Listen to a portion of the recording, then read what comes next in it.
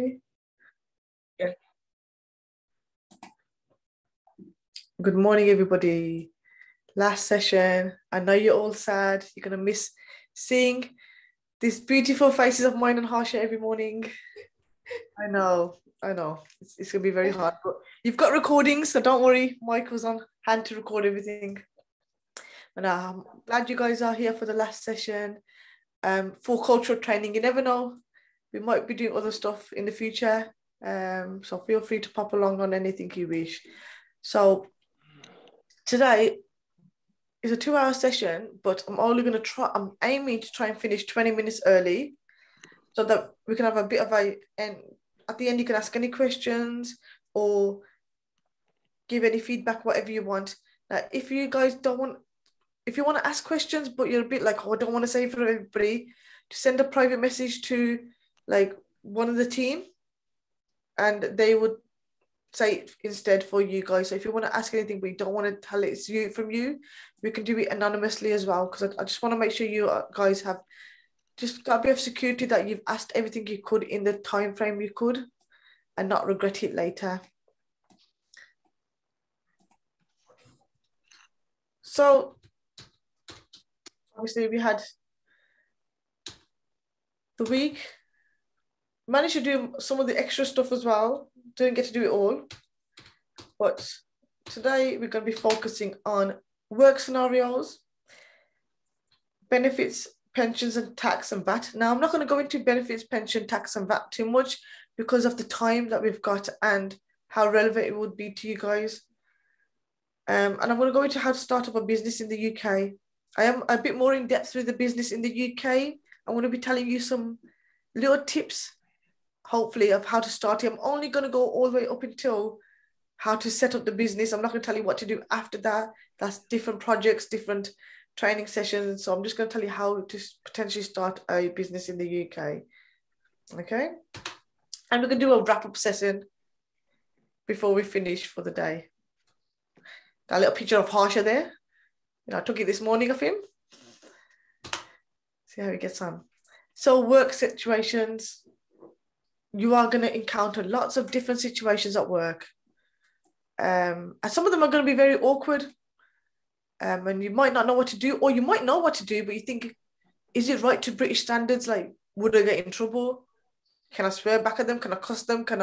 What shall I do without getting in trouble at work? Or sometimes not saying something, is it good or not? So what I'm going to do is I'm going to go through just a few generic work scenarios that you will get. I've been through them all. I think Harsh has been through them all. And I'm quite sure you guys have been through in Kenya as well. Or if you've worked, like some of you have worked in the USA and UK as well.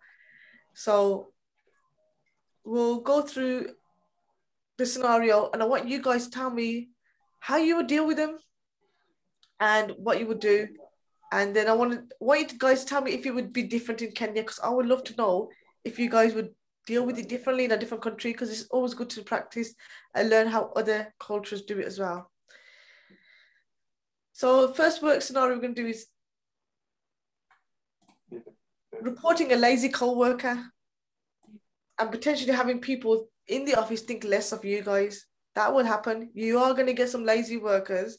They don't think they're lazy. They're just overworked. Maybe not in the office, but they're overworked from something, or they had a bad day out or a good night out, shall I say. Lazy workers could also be people that are less productive than yourselves. Like they're not doing as much work. They're not working as part of a team. It can be a real challenge for you, but we can't change people's behaviors. But we can take responsibility of how we deal with this situation. So I want you to think about your motive behind reporting your co-workers, how you're going to do it, what you're going to do, if you are going to do it, what do you think you will achieve? So what do you guys think you would do if you had an unproductive worker in the office and you're a bit worried about reporting them and other people thinking less of you?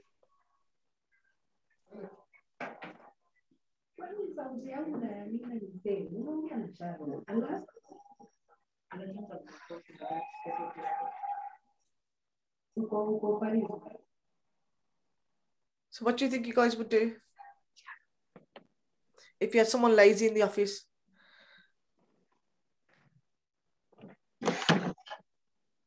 Have you all had lazy workers in the office, or less productive, shall I say? Making you do all the work? Yeah. And what do you think you should do then? I think the first thing you should talk to the person.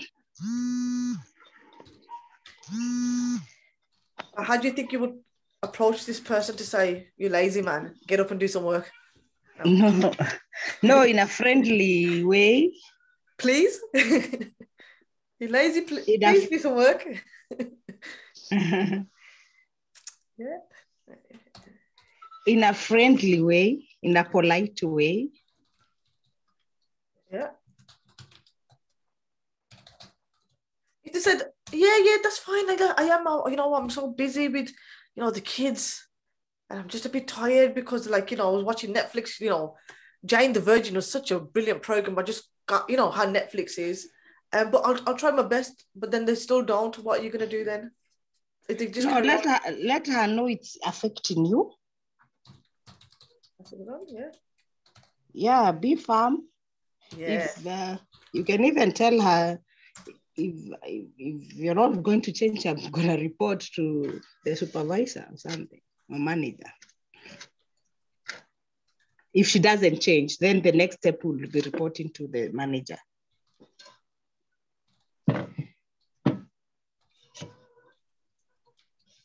And what would you do if this unproductive person, because they're unproductive, but they're the clown of the company, the joker of the company, and people might not be happy that you're reporting them? How would you feel, or what would you do? Would you do anything?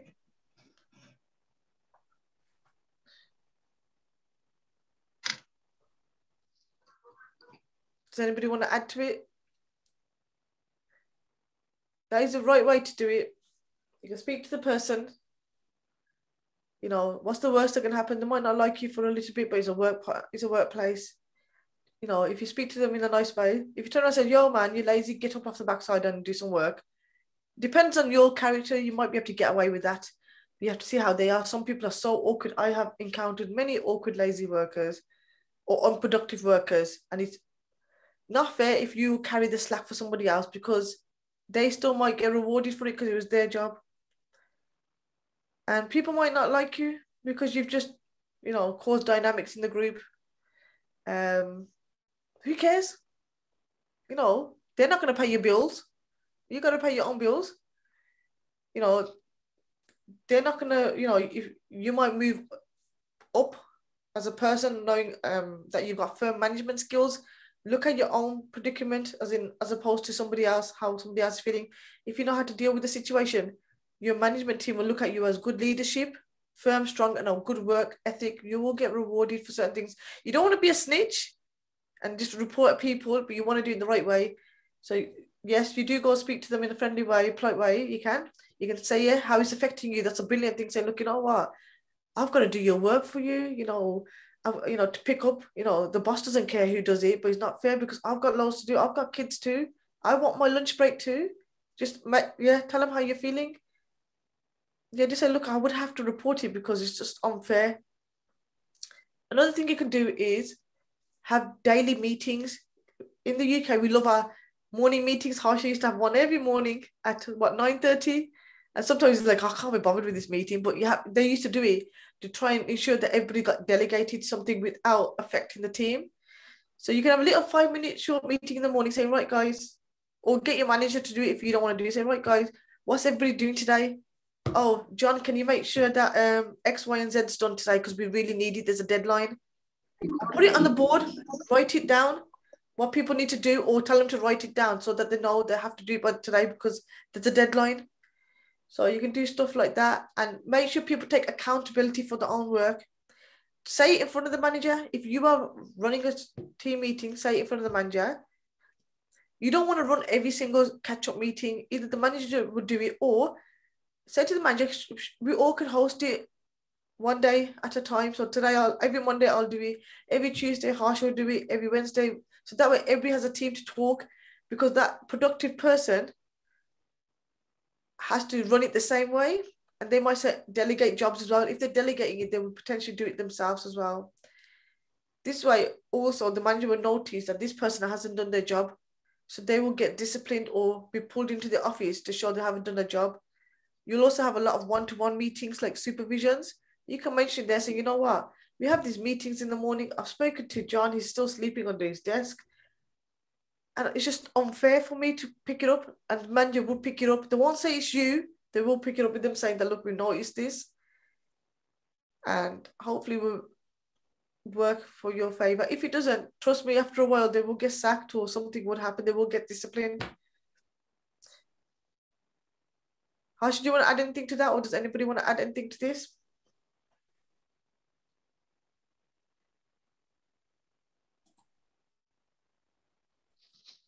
I've had a few scenarios like that at work in the past few years. So yeah, luckily it wasn't me who was lazy. But then yeah, I've had a word with managers. A friendly little meeting. I organized a little few-minute meeting with one of my managers and have a little chat. And then the good thing is that they've already noticed that anyway. So it always helps. So always speak up anyway. Don't take any offense or anything if you see anyone like this at work.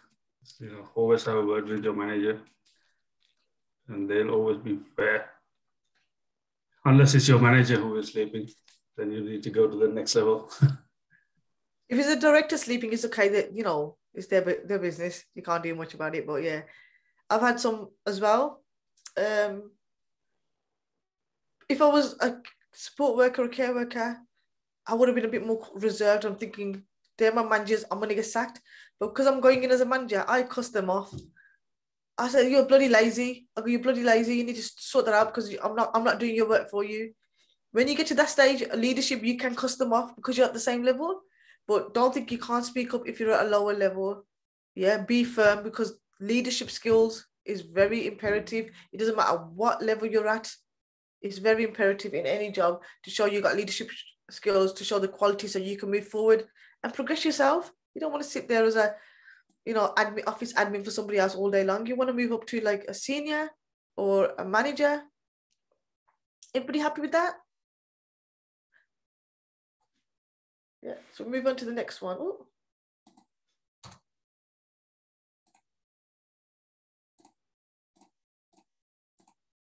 Scenario number 2. You take a knock on your ego because you didn't get the promotion. You thought you was going to get this job, like, yeah, I'm going to get this job. But you didn't get the job. And everybody keeps asking you, how did it go? What happened? And you're like, oh man, I never got it, because you were telling everybody, yeah, I'm going to get it, It's easy, it's in the bag for me, but then you never got it. And we keep asking you, what happened? Why didn't you get it? How did it go? How are you going to respond to this? This will happen. It's happened to me a few times. It's happened to me quite a few times. So how would you deal with something that's taking a knock on your ego at work and dealing with other people keep on asking you what to do?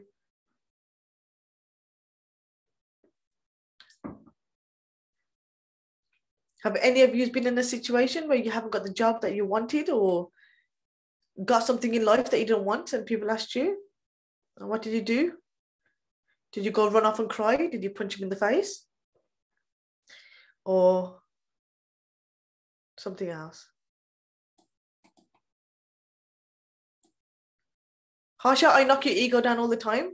What do you do?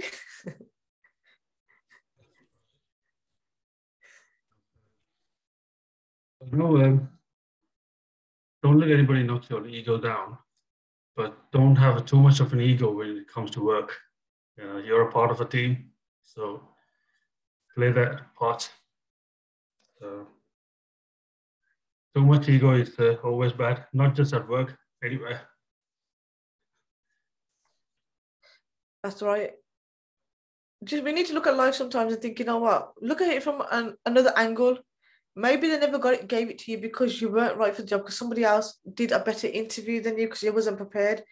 Maybe it's the fact that they didn't like the fact that you're quite cocky. They don't like cocky people. Like, they don't want someone to come in and think that they're going to ruin the dynamics of the management job or that area. They might think you're not the right fit for that area because you're going to try and control them because of how you are. you know, you're going to be sometimes in situations where, you know, you're going to feel sorry for yourself that you never got the job or you never got that promotion, and, you know, you're not going to get an opportunity to grow, and you're going to be disappointed about it now. There's two things you can do. If it's in a company which is quite toxic and they're not going to let you grow as a person, and you feel you want to grow as a person, you might want to look elsewhere, because you don't want to be stuck in a job for 20 years doing the same job with no career prospects. You want to move up unless you're happy doing that, but it's always good to move forward in life and try and get opportunities, because trust me, when you get to a certain age, you kind of want to slow it down or run your own business. You want to get to a stage where you run your own business or do something for yourself. If people ask you what the outcome was, just say, look, I never got it, man. I say, oh man, never got it. Just be honest, I never got it, so I'm shocked. Or get feedback from them, say, oh, like, I never got it. Like, I really thought that I had it in the bag, or like, what happened? And they'll tell you know what? You never answered the questions right. You know, you've been doing the job, Sophie, for 2 years, and you never answered it because you thought you got it. But somebody else has come in and answered it, and they've got immense experience, and they knew how to answer the questions. You were just too, you know, you gave off the wrong vibes and stuff. So all you need to do is learn to train your mind better, like Harsha said. You need to think of it in another way. See it as an opportunity to think, you know what, I need to be a bit more humble in the way I approach things, not think I've got something. Never assume anything. I said it to you guys about beginning of the week or something with contracts. Even though you have a psychological contract, don't go for it until it's in writing. Same with jobs, same with everything in life. Don't give people false hope, or don't give yourself false hope until it's on paper or it's actually happening. And just take a moment and reflect. The best thing you can do with any situation is, if you're in a bad situation, is when you come out of it, reflect on the day. Me and Harsha reflect a lot. You know what? We've been in some situations and we look at it and think, you know what? That was a crap day, man. So how do we make it better? We're like, you know what? We're going to do X, Y, and Z. And then we do implement it. We have a discussion about how we're going to make it better. So your discussion can be with your manager.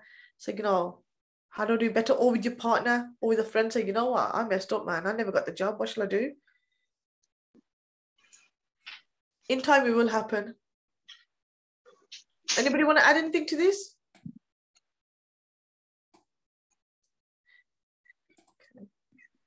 I want you to answer stuff now. Having to report an inappropriate manager or a boss to HR, and potentially having them hate you later. Everybody's fear at work to report a manager because they're scared that they're going to treat them nastily, not treat them right. So they're scared of even speaking up. We still get it to this day in the UK.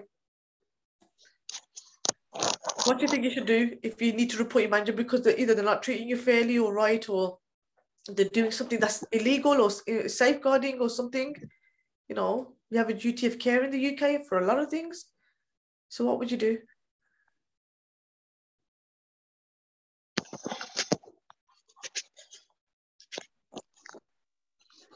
I would report the matter. How would you approach your HR team? How would you approach it if your manager's like doing something that is inappropriate? Like,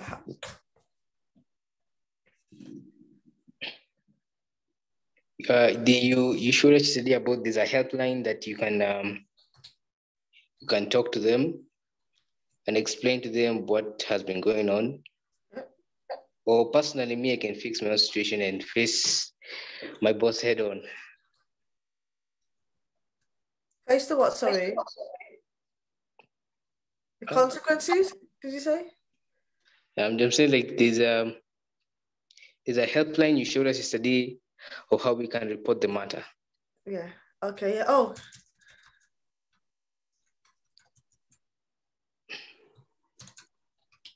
Yep.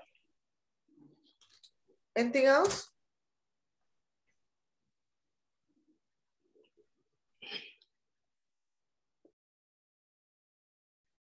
In the UK, I think Harsha went through, I think I've been through it a few times. I think Harsha went through it more. You can speak to people like ACAS. ACAS are a free helpline for employees and employers. If you just don't know who to talk to, You just can say to them, you know, you can ring them up and say, you know what, I'm an employee, got this situation at work, and they're there to help you. Say, you know what, this is what you should do. You've got they tell you your rights as an employee. They say to you, you know what, you have rights to go and speak to your manager, right?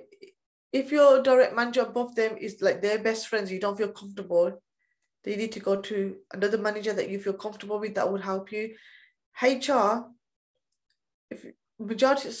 most people have HR teams. A lot of them don't still.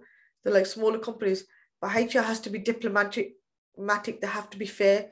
HR people have memberships where they have a code of conduct to do it the right way. They can't just do something to not protect you as well. They don't tend to give you a detail saying that, oh, Simon just reported you, you know. They don't do that. They just say, you know what, it's come to our attention, X, Y, and Z. So first of all, you like the HR would need to, like, you know, just feel comfortable just to go to your management. That's what you need to do. You need to have a culture where you speak up. In every business, we try to implement, is part of a HR rule, is for employees to have a voice. It's so important to have a voice in your business. If you don't have a voice in your business, that is not the right business for you.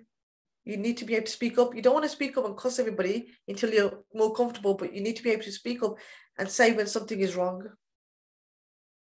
And you can also approach it with a team. You don't need to say it's that manager. You know how you have these little huddles. Huddles are great. You can say, you know what? There's certain behaviors or traits going on. You know, we need to work as a team. You can identify it and try and deal with it as a team, but not say who it is. That happens a lot in staff meetings. So you need to try and create a culture where you are happy to speak up and don't be afraid of anybody.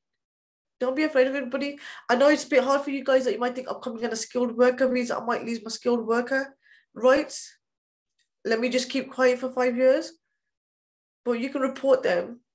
You can report them. You can join something called a union as well. It's very good to have, especially as new workers in the UK. I'm always with the union because I'm always getting myself into trouble with people because I got a big mouth. So I joined a union. I think it's something like £9 a month. And if I'm a bit worried, I'll speak to my union rep. So if anything happens to me, I get sacked or get disciplined, my union will come in and make sure I still have my legal rights. They will fight for my legal rights because you're paying them a month for that protection. So it's always good to join a league and union. Something like, there's one called Unison that I know of. I don't know if Harsha knows of any other unions, but I know about Unison because I was with them myself, very big ones. But you can just be with the union. It is recommended to protect your rights, especially if you're on a skilled worker visa. I've never joined the union myself because I've been in the IT industry. I didn't really have any drama like that. I know in social care, you get a lot of this sort of issues like this. Sometimes you have to report people and you know, a lot of drama like this. But in the IT industry, it hasn't been like that. So I never had the urge to do it. Harsha's right. In corporate businesses, you rarely get drama because they're very strict with certain things. In care, you'll get it a lot. If you're in the health and social care industry, be prepared for a lot of drama. I'm so tired of the drama sometimes. I came out of it a few years ago, thinking I can't deal with this. But then now I've gone back into it because it's just my area. And Harsh has joined the drama team now, dealing with people's dramas. It is drama, so you have to be prepared for it. It's not just care, it's retail as well. Anything public, retail gets it a lot. Whenever you do something, guys, it's a pet hate, do not do it in front of other people. If you've got an issue with somebody, do not say it in front of other people because that person will cuss you back. Someone tried to do it with me the other day. They tried to control me in front of other people. And I turned around and snapped. That was literally 1 week ago. I said, who do you think you're talking to? I go, don't talk to me like that. I go, I'm not your partner. I'm not your child. I answered back like that because, you know, I mean, like, I said to my mom, don't talk to me like that. So you talk to me like that because they tried to belittle me because I got a bit of a mouth on me. Because for me, I've got to see it from other people's points of view. I don't care if I get sacked or not. I don't care. because I think I've got the security of our business and I got the security of Harsh and stuff. But I'm not gonna let nobody treat me badly. Nobody is allowed to be treated badly. So don't ever get treated badly in a position. I reported them to the director. I said, like, yo, who does this girl think she is talking to me like this? I could talk like that to my director because, you know, I've got that relationship. I'm like, who did it? No, who did you think? He went and cussed her off. Because she belittled me in front of people. If she's going to belittle me, I'm going to belittle her even more. I know it's not the right thing to do, so you have to be very careful. But if you belittle somebody in front of other people, trust me, they will retaliate with not a nice tongue. But you will be in the wrong. You will get in trouble, not them. Okay? So definitely go to your manager. If you're a bit worried, if you're in a, you know, about your visas, join the union. So you got that approach. Speak to ACAS as well about how you should approach it. You can say to them, I work in this situation. My manager's, you know, really got a good report. They will tell you, okay, put in an anonymous letter to HR saying, you know what, the manager's doing this. I don't want to reveal myself because I feel that if I tell you who I am, I might get treated differently. I used to do that all the time. I used to put in an undercover letter to HR. I used to type it so nobody knew my writing. Okay, type it. Don't put your writing on it. They know it's you. And we know everybody's writing.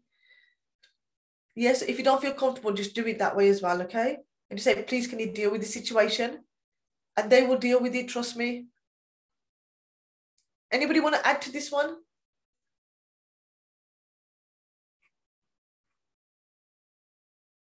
Do you get these situations in Kenya where you have to report managers? How is it? Can you cuss them back or not? Do you still have a job?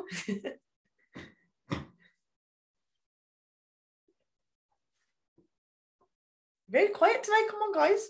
It's not workplace scenarios. I can't give you all the scenarios as HR. I need you guys to tell me, even if it's wrong answer, it doesn't matter. It'd be funny. We can say no, this, yes, no. This is why we're teaching you British culture.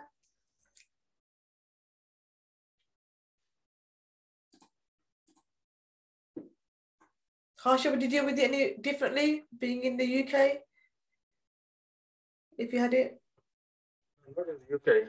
Obviously, you know, in the UK, there's a law and order is always in full effect most of the time anyway. But not in Sri Lanka. Like I've never actually worked in Sri Lanka, but I know for a fact it's not the case. So if I report my manager or someone, I will definitely get into trouble. I know that, because then there's no place to even report it, or anything. Even if you report, it's definitely going to backfire on you. So that's a different situation in Sri Lanka. Those are the reasons that I didn't want to live in Sri Lanka anyway. So yeah, that's the difference between a country like that and the UK. You can always protect your rights. That's it. Like in the UK, like if you go to HR, because you need to have a voice. If you go to HR, say, my manager's a bully. You need to be more specific than that. What do you mean by your manager's a bully? Don't say they're a bully if they're not. Yeah. If they're actually a bully because they're picking on you and they're talking down to you and they're pointing in your face and rude to you and they're not to anybody else, that is a bully. But you need to say, look, you know, my manager shouted at me during team meetings in front of everybody, and I haven't, like, you know, she doesn't let me talk back. Not talk back. She doesn't let me reply back. Explain it. If you use the word bullying in an office, they would ask you, because we have a no bullying tolerance policy. They would ask you, do you want to put in a grievance? I don't know if that is in Kenya as well. A grievance is very stressful, but you can report your manager for bullying you. So they would ask you, because you said the word bully, do you want to take this further and put in a grievance? My answer would be, I want you to deal with it first. Please try and deal with this first. I don't want to put in a grievance because it's a long process. And you can also look at the staff handbooks for these stuff, you know, like you should get that within the first 2 months, or the policies that is on the internet for your company. So look, I don't want to put in a grievance.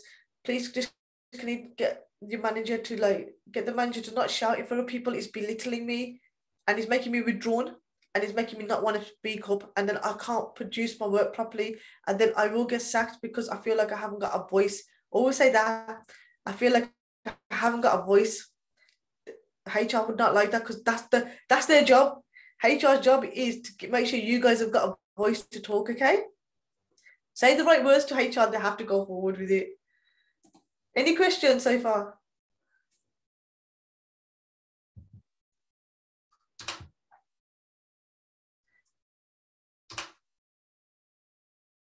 How to deal with a colleague or your boss taking your ideas and your credit for your work that you've done. So you've put all this hard work into a work, or you've given them an idea, just say, look, oh, you know what, we should do this. And then all of a sudden, they've just pitched it to the manager. The manager's congratulated them and looking at them for moving forward for management because they've come out with good ideas. But you think, hang on a minute, that was my idea. How are you going to deal with that situation?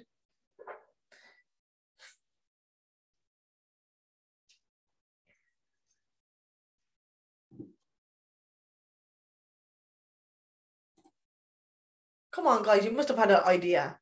Someone must have stolen your idea somewhere. Have you ever been in that situation?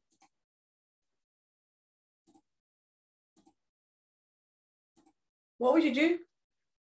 What if there's a job on the line and you had to think of ideas, creative ideas, and you mentioned it to your colleagues saying, you know what, I've got a good idea. And they've just took your idea, so that's put you into a situation where they're going to ask you, like, did you not come up with any ideas? You're thinking, well, that was my idea, but you never said it. So what are you going to do about it? This will happen at work. Trust me, it happens all the time. I think there's a law of intellectual property, right? I think you can sue them or...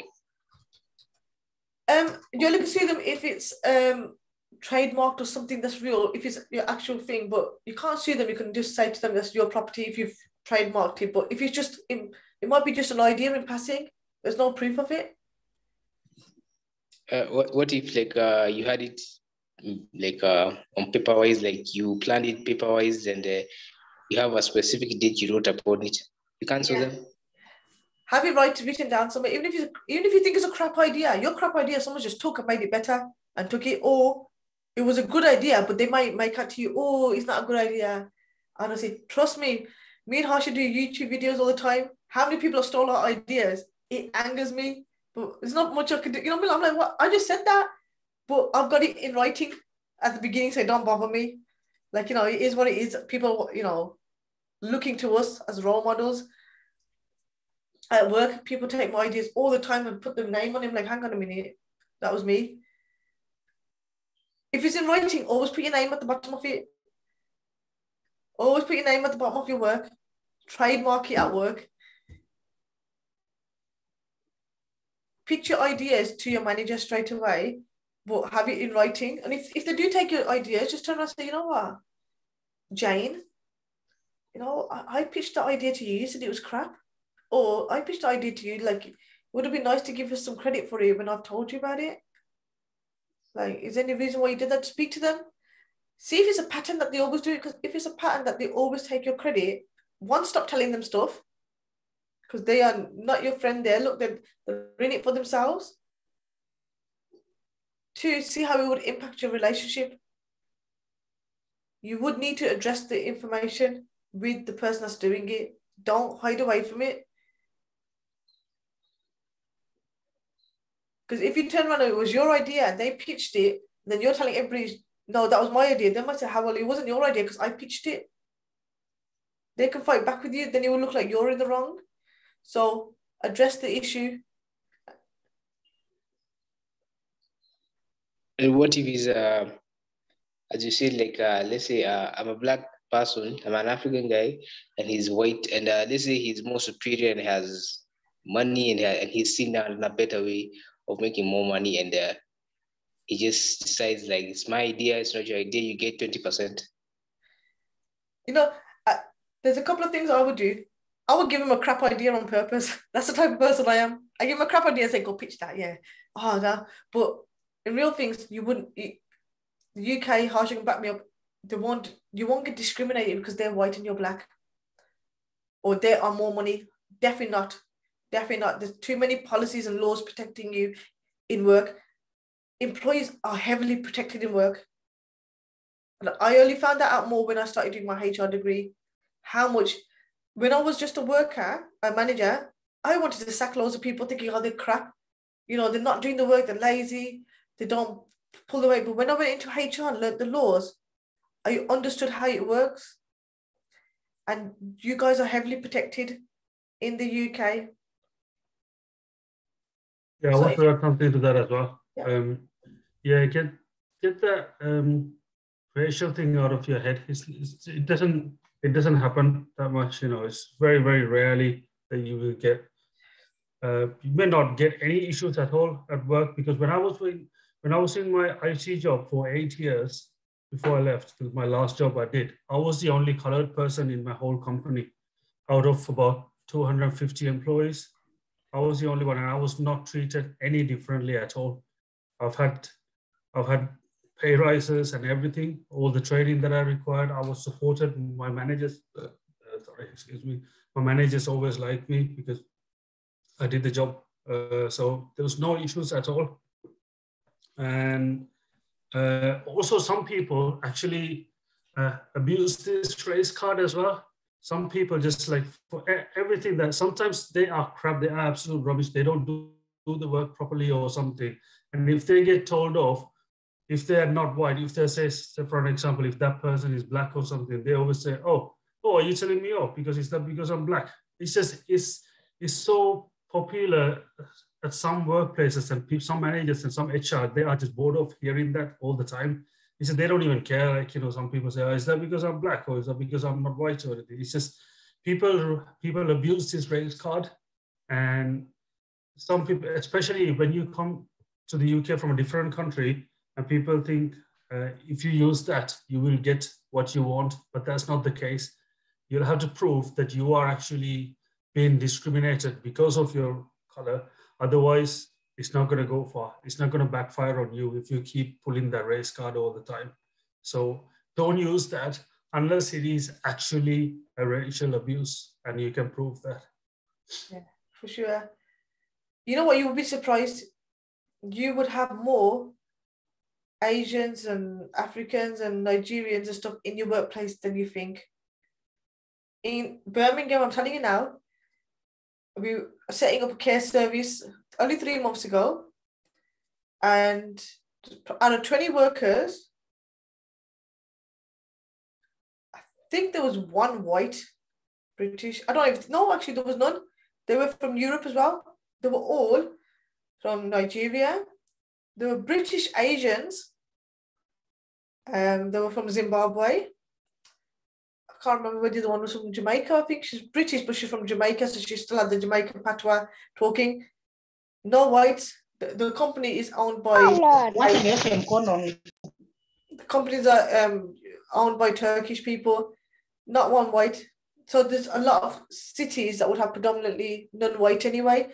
If you move up to places like in the middle of nowhere, like the Shetland Islands or something, or Aberdeenshire, you'll see more predominantly Scottish people, but it's mixing with loads of immigrant workers now. Loads of expats are coming from Canada, America. So racially, you'll be fine. Even Yvonne said it, been here many years, she's never got it. Harsha, it's been here many years, never got it. I'm British, I got it once. I'm bloody British, I got it once. And what did I do? I reported it to the police. I didn't want to feel uncomfortable. And the police were very good. They did community service around it. That was a personal thing, not even at work. At work, people might think it. I think someone said it, people might think it, but they won't ever say it. So you can't ever prove it. So if you're somebody that's regularly taking your ideas, don't tell them it. You know, don't tell them your ideas. And I think, you know what you should do? Even if it's a rubbish idea, if it's a team meeting and they said, come up with ideas, guys, say it in front of everybody there. I've got an idea. I don't know if it would work or not. It's just at the top of my head, guys, but I think we should do X, Y, and Z, or this and that. And someone might jump on it and say, you know what? That's a good idea. We should add this to it. Say it in front of everybody. Everybody will know. And they know that you come up with ideas. Don't come up with crap ideas just to say it for the sake of it. If you got something that you think would work, explain why it would work as well. I come up with loads of ideas all the time to Harsha. Harsha, got an idea? because it's only me and Harsha for our company, so he is my work. Harsha got an idea, and Harsha looked at my face like, that's crazy. Like, you know, tone it down a bit, Sophie, you need to do X, Y, and Z. And then we talk about it, and then together we come up with an even better idea. Any questions about this one? Anybody want to add anything? If you want to do it dodgily, just beat them up after work. That's what you do. Nah, I'm messing. You don't beat up no one. But that's how you deal with it. Like, you know, speak to them. You know, don't tell them if they keep doing it. Mention your meeting in briefings and team meetings, and mention it in supervisions. You will have supervisions. Or go and speak to your line manager, say, you know what, I have this idea. Or speak to someone that you know that won't take your ideas. Or put in an email to them. You know, put in an email to everybody who've got this idea, what do you think? So you got it in writing.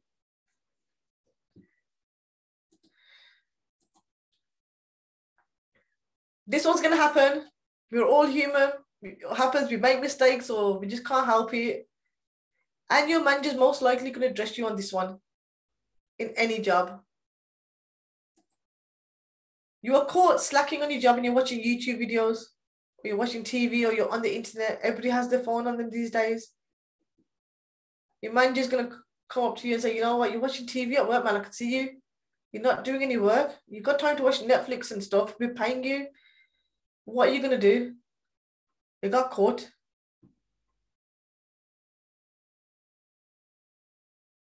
I catch so many workers slacking. Why are you watching YouTube for at work?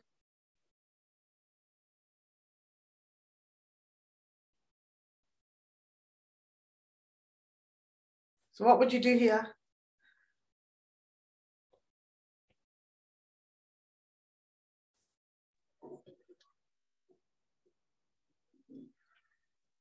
Come on, I know some of you have been watching TV at work.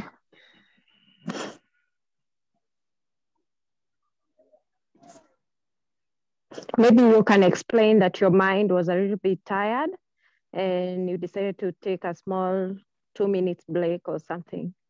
Yeah, absolutely. You know what, Caroline, hit the nail on the head. Own it. You got caught, man. You like, own it. And just say, you know what? I never took my break before. I'm just really like, it's a really stressful situation. This is, I just took 2-minute break just to wrap my head, say maybe I shouldn't have done it on my desk. I apologize. I should have walked away and done it in a bit of fresh air. But you can say, instead of me going out and smoking, because that's what people do when they need a bit of time, or going away from the situation, get stressed. I just took 2 minutes out to do something I enjoy, to try and motivate myself. Anything else you can say or do?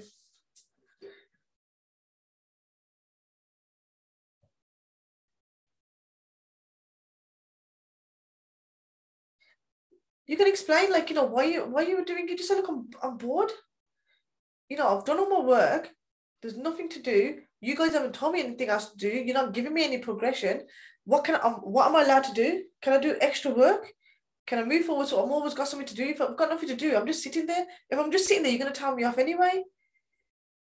I'd say I would like to be productive, but whenever I ask, if you've been asking, I don't get nothing back. So I speak to them saying, okay, can I have more responsibilities? Or I'm a bit demotivated. The managers want you to be motivated to come to work. Trust me, if you are happy and motivated and doing stuff, you won't have time to watch TV. You won't. Sometimes you might be feeling overwhelmed. Just say it. I just feel a bit overwhelmed. I've got so much work to do. Like, you know, I've got deadlines. I just have to take 2 minutes out, but I just don't know. Like, I'm sorry. I should have come to you and say, look, I'm a bit overwhelmed. Speak to them. You just need to be real with your manager. You know, own something. If you have been caught red-handed doing something, you got to own it. But don't explain it to a stage where you're lying. That's what my child does to me. He's got an answer for everything. I'm like, don't lie to me. Just tell me. Just own it. Because if you lie or don't own it, it could affect your relationship with your employees, with your manager, and your reputation. You want the reference for the next place. You don't want to get sacked because you're watching TV and they say it. Sometimes it's just a little change that will change the whole way you think about work. Anybody want to add anything to that? you would get these situations. This is something that happens all the time, Harsh, you can say it. These are situations you're going to have all the time. You're going to have other situations worse than this. It all depends on the workplace, you know, how corporate or casual your workplace is. Like for an example, when I was working in IT, obviously, we were not allowed to watch. We had computers in front of us all the time, but we were not allowed to watch YouTube videos or anything, unless it's a YouTube video that actually unless we were actually doing some training. Sometimes we had to watch videos. Apart from that, we were not allowed to watch any like random videos. If we were caught watching YouTube videos or any other unrelated things, we would have got sacked, or unless we had a good reason to explain to. Yeah, so it depends. Like if you are in the healthcare industry or something, you know, you may not have a computer in front of you all the time, but if you pull out your phone, watching TVs while you are supposed to be doing care work, then you might get into trouble, unless, like Sophie said, if you explain yourself. So yeah, it all depends on your environment, how good your boss is. Sometimes they might say, yeah, if you haven't got anything, just it's all right, just take a little break or something and come back.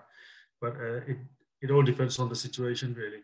So you can work it out. You know, there's no set rules. Sometimes you will know when you work there for a little while. You will know what to do and what not to do.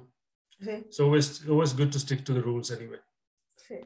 If it's work property and work time, do not use their computers to do any Google searches on anything or check anything. If it's not work related, don't log into your personal emails, because they can see your work history if they want to.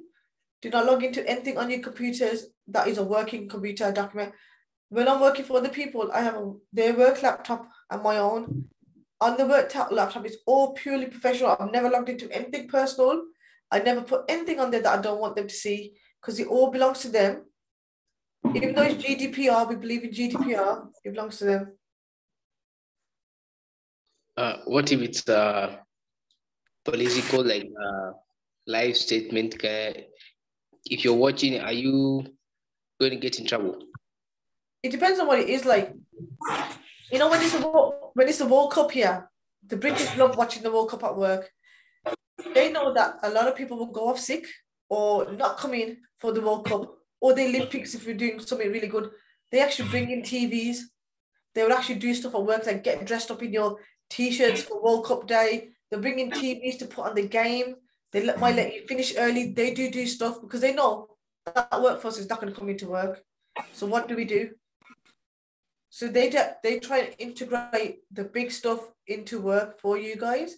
But if it's something that you said, you know what, I just really want to, can I have 5 minutes to check this political thing because it's affecting me? You need to explain why. You need to watch it, like saying, oh, there's something happening in Kenya, it's affecting my family, it's making me a bit anxious. I just want to know what's going on. They might say, you know what, go ahead. If someone said that to me, I'll be like, you know what, go ahead and keep me posted. Let me know. Make sure your family's safe, or make sure, you know, what is happening because that's your country, or that's something that is affecting you personally. But just mention to them so you don't get in trouble. If you're hiding under the desk and watching something, you know you're doing wrong.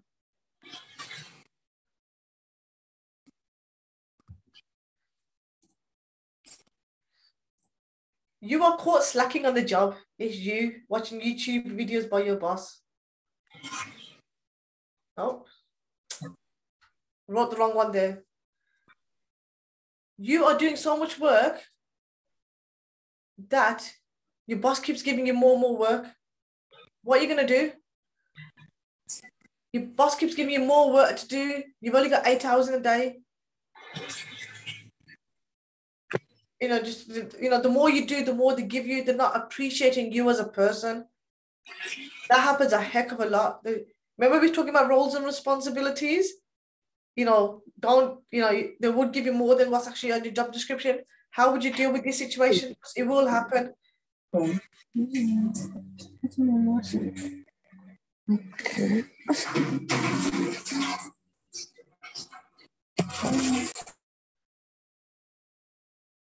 So what would you do, guys, if your manager keeps, or people keep giving you more and more work to do, and you got pressures of finishing in a good time and deadlines, and because you're not speaking up, they're going to give you more because they think, oh, you're okay, you'll do it.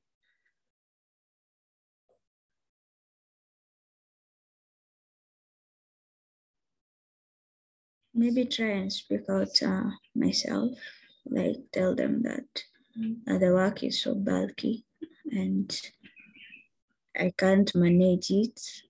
Yeah. Or also refer to the what was it? The contract, and try and tell them that your work was not supposed to go to that limit. It wasn't supposed to go to that extreme. That's it. You got to look at it like you're a star performer at work. They're seeing you as someone that gets on with stuff and does stuff, and they're giving you more. Now, it can work in your favor because the more you get that you're doing above your job description, the more chance you have of progression. That is true. But there is a line. You don't want them to cross the line. So you need to say, you know what? I love the fact that you give me more work. You know, I get more work done and you feel that I can manage it. And, you know, I'm hoping that it would lead to progression or something. Have I got that chance of progression? For, you know, you can talk about progression and leadership, you know, so you're in their minds. But just say, however, you're picking up the slack, you're picking up other people's work and they're still here doing less. The more you're doing, the less they're doing because you're giving it to us. And it's just a bit unfair and you're getting, like, you're feeling tired and overwhelmed and you're the one who's going to get in trouble as opposed to somebody else, but it's not your responsibility. You know, you all are a team. You should be working equally, but as individuals, so you shouldn't be picking up the slack for somebody else and they are still there. Because if it happened the other way around and you weren't doing it, say if I wasn't doing my work, would you give my work to somebody else? So you got to make, sometimes you just have to remind them because they might not know. You know, it happens without realizing. People take advantage of people without realizing until someone says, hang on a minute, like, you know, you're taking the mickey now. So you definitely need to address it. Like Grace said, you might say, I'm missing my own deadlines because you're giving me extra work. That is not my responsibility. That then you're going to tell me off for the deadlines I'm missing. Yeah, I want to add something as well. There's another side to this as well. Maybe your manager or your supervisor or whoever your boss might be giving you more work, thinking that you might want to do more work because you want to learn or you want to better yourself, and they might not understand that you are overwhelmed by it or you got too much to do. So it's always good to go back to your manager and have a discussion. And in the UK, like, you know, there are regular meetings with your managers all the time. In most jobs, you get meetings like every month or something. You get one-to-one meetings to discuss your progression. So you can discuss these things with your manager in your progression meetings as well, or sometimes they're called appraisals. You can always say, like, you got too much work to do, or you haven't got enough to do.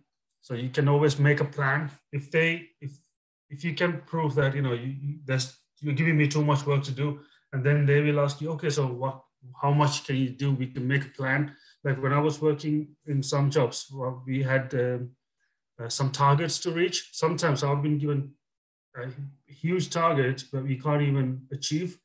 So I always go back and say, no, that's not achievable, because it's manager's job to give you achievable targets, even though they're quite hard, but they should be possible. They can't give you impossible targets. So you can always discuss and come to an agreement to to work on a middle ground.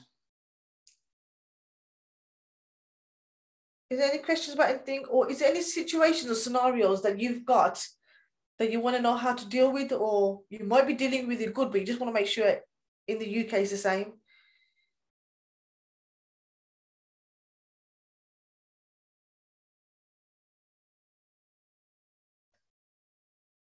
No other situations that you want to maybe think about that you want to know how to deal with, or do you feel quite comfortable?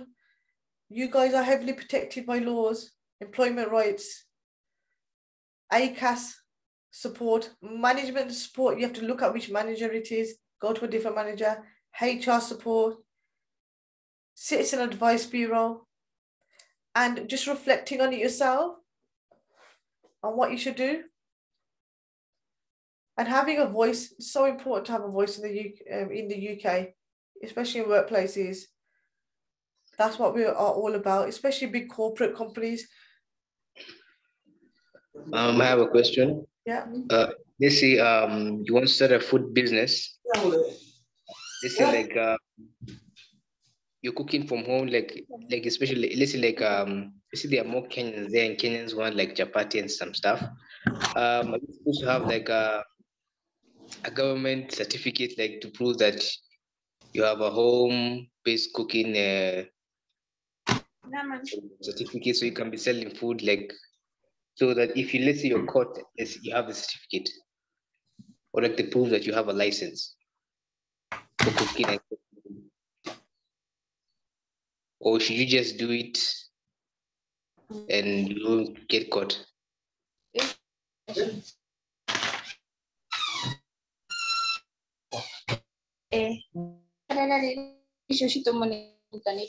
you want to know if you should do it without a license and stuff, or how do you prove it? Like if I start, let's say that's my side business and I'm making more money in it, and I'm caught, or let's say like I'm taking food somewhere, or I'm selling to a place, and maybe like somebody's not happy that my business is going well and I'm reported, and the police come to my place and like tell me you're selling food stuff. Yes. Where's your license? You know what? In the UK, I tell you now, you will get so many people trying to ruin your business. So many people. Jealousy, because you're doing good. Jealousy that you got an idea. So many people will try to do it. You need to protect yourself in the fact that if you want to start a food business in the UK, do it all legally, because you're selling food. Someone might get poison. Someone might get salmonella. They might find something in it and that you will be held liable for it. So you do need to get the right processes in place. Yes, it might cost you a bit of money, but if you're doing well, then you'll be okay. Some people do here and there. I've seen a lot of like Asian women cooking curries and stuff and selling it on the side, but majority of them do go on to having proper businesses. So it's best to have everything legal, because you will get shut down and you can get fined. And if you have not got insurance or anything to cover you, that's a hefty fine. I think it's something like £20,000 you can potentially get fined, or 5,000. And you could be banned from stuff as well, or lose any future licenses that you might have. Me and Harsha, when we started this business, we have got all the licenses in the world that we can think of. Because you think about it now, Simon, like if say you're selling Kenyan food and there's a proper company selling Kenyan food, but they've got a license, they've got the food hygiene certificate, they've got the training, and you've got nothing doing it from your kitchen, who do you think consumers will go to? Would they come to you, or would they go to the person that's fully accredited? They'll go to that person. Also, if they complain, you've got insurance. So you know what? My insurance will deal with, my lawyers will deal with it. I've got my licenses. You're not doing anything illegal. Trading standards will be on your door if you're trading without it. You can be self-employed. Don't get me wrong. You can be self-employed, but you need to have the right licenses in place for it, which I can go through as well. So always do stuff. People will try and trust me. How many people have already tried to sue us, Harsha? From the beginning, empty threats. So many people try to sue us. I'm like, what? I'm trying to help you. You will get it. But I'm not worried. That's just a part of business anyway. Yeah. I think it's not just in the UK, it's anywhere in the world. That's just part of business. You get competitors all the time. They wanted to ruin your business, but it's your job to protect your business. So you need to invest in. They always say in the UK, the first 2 years of your business, you will make a loss because you're too busy setting it up and putting in the right processes and practices and learning from it. But that's what you have to do 2 years, like tax returns in the UK to show your cash flow and your financial forecast, and you have to do certain things.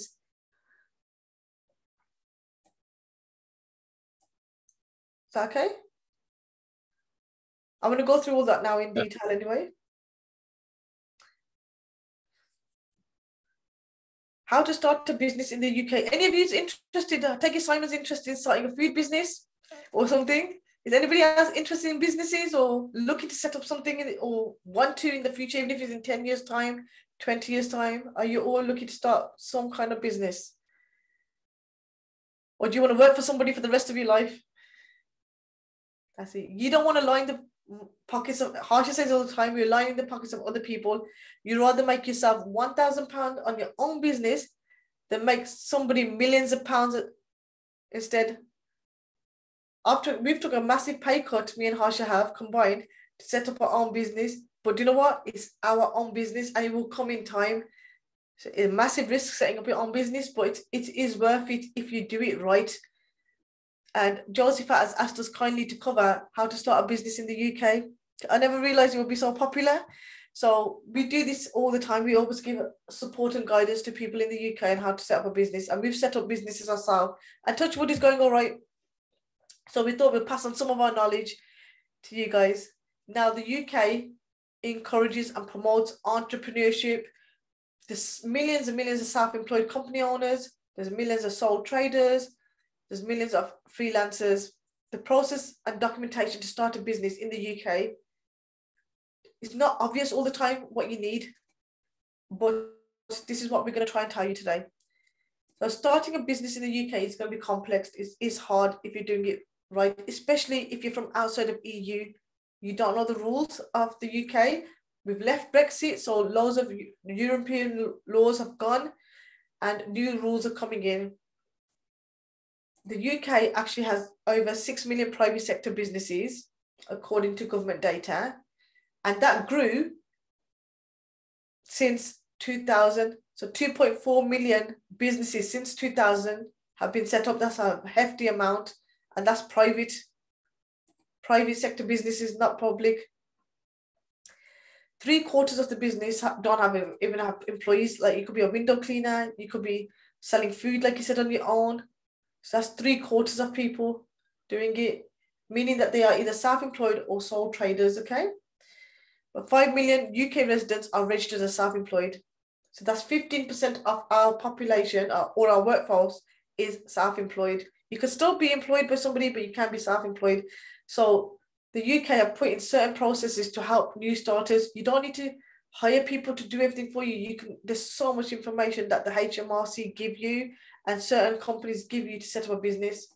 Me and Harsha had this conversation yesterday saying, we've come so far from when we first set up, we never even knew how to set up a company, to now knowing the ins and outs, and we are still learning. You're never going to not learn.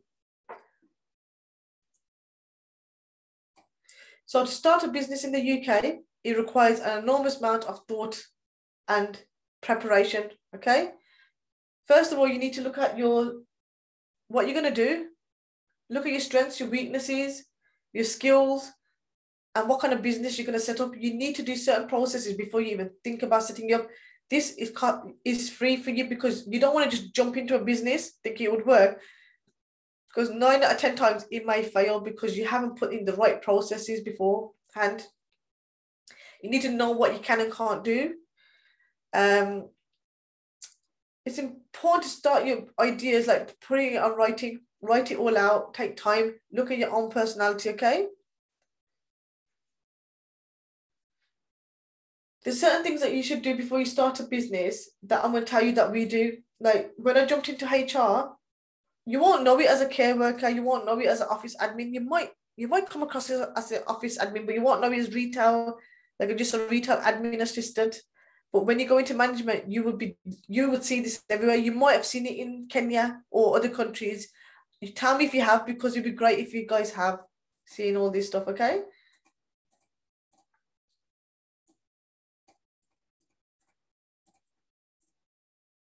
So have any of you heard of the Pestle Analysis? Do you guys do that? Have you ever heard of it? It's very popular in the UK. No. Nope. So you don't use the Pestle Analysis. I think Harsha came across it not long ago as well. He said he never learned it in IT, but we live off this and it's so important to business. Yeah, I didn't need this. I didn't need to learn any of these business procedures while I was working in IT. But since I moved to healthcare and recruitment. I'm actually doing a recruitment course as well to get another qualification. So I had to learn all these while I'm learning recruitment. If you do any leadership or management qualifications, if you're in any management role or leadership role, you will be doing Pestle analysis all the time. If you're going to set up your own business, you should be doing it as part of your 6 monthly reviews for yourself. And also, this kind of stuff would help you when you go towards putting your business plan together, your business model together, and taking it to like companies for banks. You might take it to the bank to show them your analysis of your business so they can see if it was, you want to show them that it's going to succeed or not. So personal analysis, along with the cash flow, along with the model, all of these factors can contribute for them to either give you a business account, give you a loan, or give you some support in some way. So it is good to start getting into it. A personal analysis basically helps you analyze the external factors that can affect your business. So stuff that might affect your business. Some people use just the first 4 words, PEST, P-E-S-T, but they can add the last bit. So I take it, if none of you have heard of it, would any of you know what it meant at all? Like, do you know what they might stand for?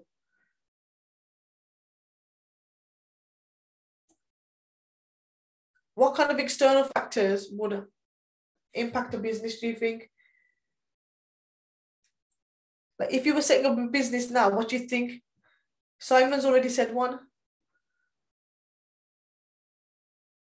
What's the main thing that, like I say all the time, you're heavily protected by these things? It begins with Al. Harsha, do you want to say anything? Yeah. Sorry? Policies. Policies, yeah. You're legal, that's right. Your policies is very imperative to you. The legal factors of setting up a business is very important to your business to see what you can and can't do. You need to know what practices you've got, what you can operate in, what the changes of legislation, how you would affect your employment, your consumer laws, your health and safety, all that stuff. What about other external factors? What's big on the news all the time that you guys see in the UK? It's got things to do with the government. Economics. Yep.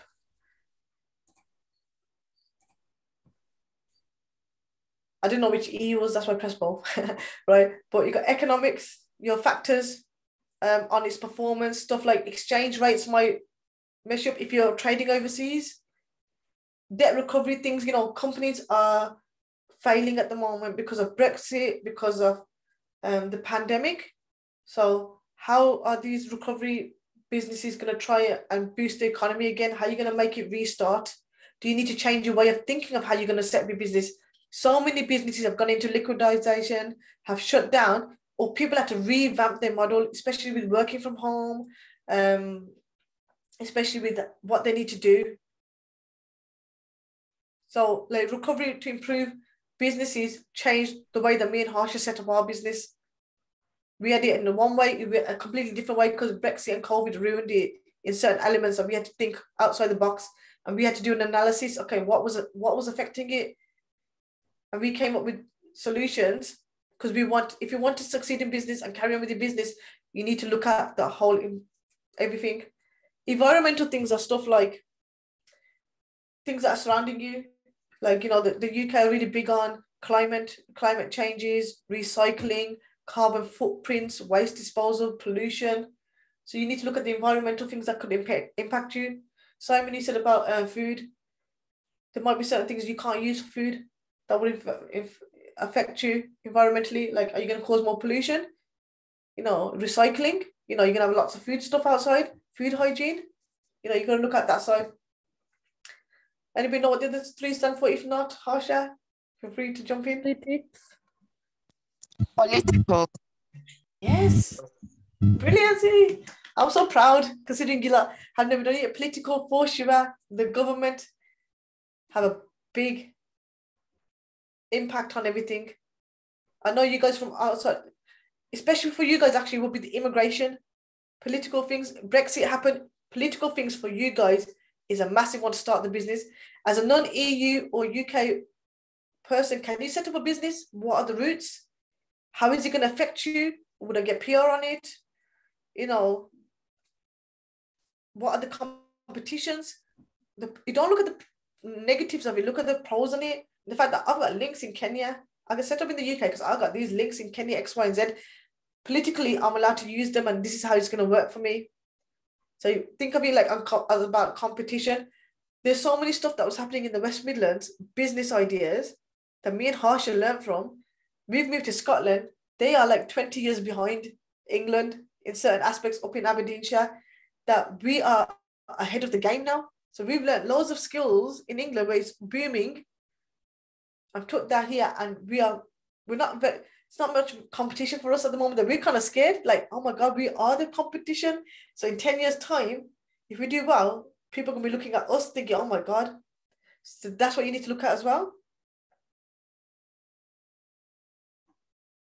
What do you think tea will be? What's a massive thing that we all use constantly? Technology. That's right, yes. How is the technology going to help your business or not help your business? Like, everything's going online. Look, we're doing training online. You know, I don't do training online normally. I used to do it face-to-face. Everything's shifting to technology. Jobs in demand, technology, IT, everything, you know, from paperwork, you used to write paperwork first. Now you do it all on iPads. Money, used to give money. Now it's all through PayPal and Apple Pay. So you have to think of the factors of setting up a business. How is technology going to do stuff? Do you want to handle cash or not? Do you want to go onto PayPal or not? How are you going to process money from overseas, exchange rates, all that stuff through technology? And the last one? Social. Absolutely. You got to look at the social attitudes of people. Things are shutting down, closing down. Things are not social no more. We haven't got the social communications with stuff. All online shops, everything's online now. Like we said, retail shops are shutting down. Before you can go into a shop and try stuff on now, it's hard to go and try clothes on, or you're too busy for a social life because you're so busy working. Like, it's changed. Life's busy now. These are the things that you need to look at for a business. So we can go through a couple of things. Just as a generic, guys, I just want you to have a little bit of a feel. Like, what kind of stuff, it doesn't matter what order, what kind of stuff. Say they was looking at you guys for immigration coming to the UK and you want to set up a business here, any business, what do you think you should be like looking at when you are doing this analysis?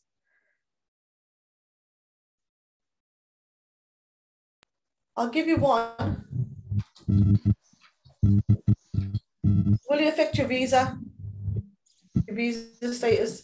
You got to look at the legal requirements. This can also fall into, what the hell? This can also fall into political, because you got to look at the politics. Look at the care visa now, just come out, because things have changed. Politics came into place. What else do you think? I'm not going to give you any more.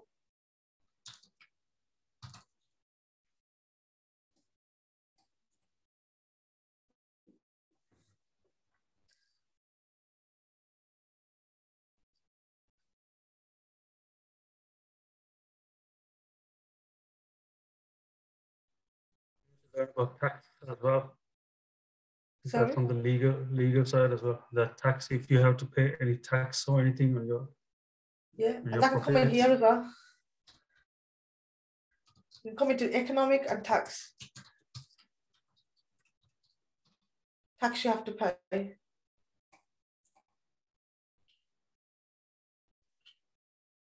This is how your business plan will come on form. Can you see how it would work? By doing it, because it makes you look at all the trends, the biggest trends.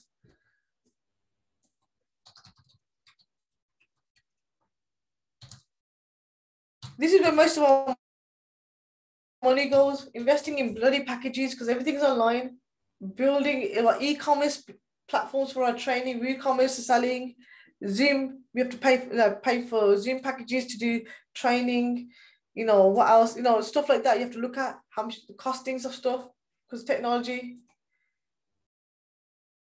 You can do a couple more and then we go to the next one. So I just want to give you a bit of a look at it.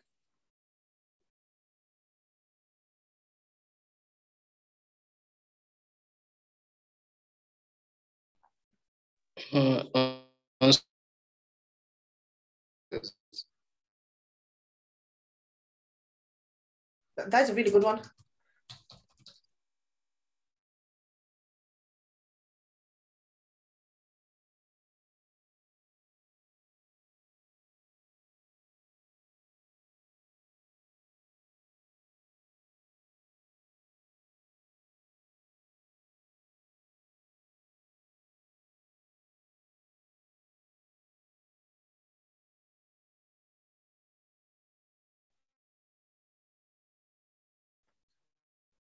I think I've upset Mike.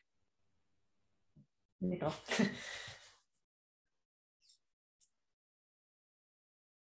Does that kind of help you guys when you're setting up business plans and looking at how to start your business, what you need to look at? Yeah? About the environment, Yeah. will it be suitable for your business? And there are things that you may need to add, like if there is a flooding area, can you have things that will help you avoid? That's right. Very good one, because in Worcestershire, for example, in certain areas, one area called Bewdley, when it rained, the banks would overflow and it would flood the businesses. So every year they'll cost them thousands in insurances and stuff. So it's not a very good place to set up a business. If you're at home, if they had bakeries and stuff, you know, they had to put banks up. How do they deal with it? They had to go to the government. So definitely climate in that respect as well. Is it a good place to set up? Is it any climate things that happen, like no sunlight? Like you have to look at the factors that may contribute to either making your business a success or not. Is everybody okay with that? To know how to do a pestle analysis? You will see this a lot in England. A lot. I think you'll see it in USA and Canada as well. I'm sure they do it as well. It's just a HR thing.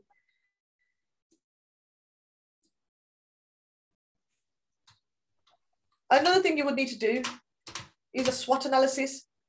Have you ever heard of a SWOT analysis? Do you do that? Yes. Brilliant. So what is that, Olivia? S is for strengths. Yeah. W is weaknesses. O is, I've forgotten what O is, I'm sorry. Yeah, that's okay. It's okay. You got to. Yeah.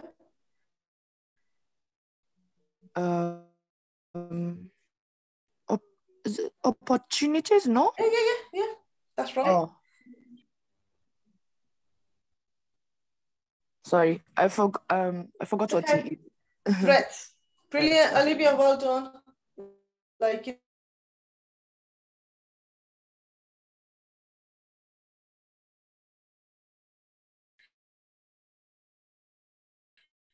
Before we set up a business, our strengths and weaknesses and threats, and we realized between me and Harsha, we've got a lot of skills. So we did a SWOT analysis to see, should we set up a business and how we should go about it? By doing a SWOT analysis and a personal analysis, doesn't mean that you do it at the beginning and that's it, you forget about it. You would do it all the time. You would use this thinking, okay, if you put something in an opportunity, you've made the opportunity into a strength of how you're going to go forward. If you've got something threatening you, like Simon said, you know, someone shutting you down, someone tried to, like, you know, cause trouble, how are you going to turn that threat into an opportunity and into a strength? Because that threat is your weakness at the moment. How are you going to move it over to make your strength so your business succeeds? That's all you care about, is your business succeeding in your community or around the world, okay?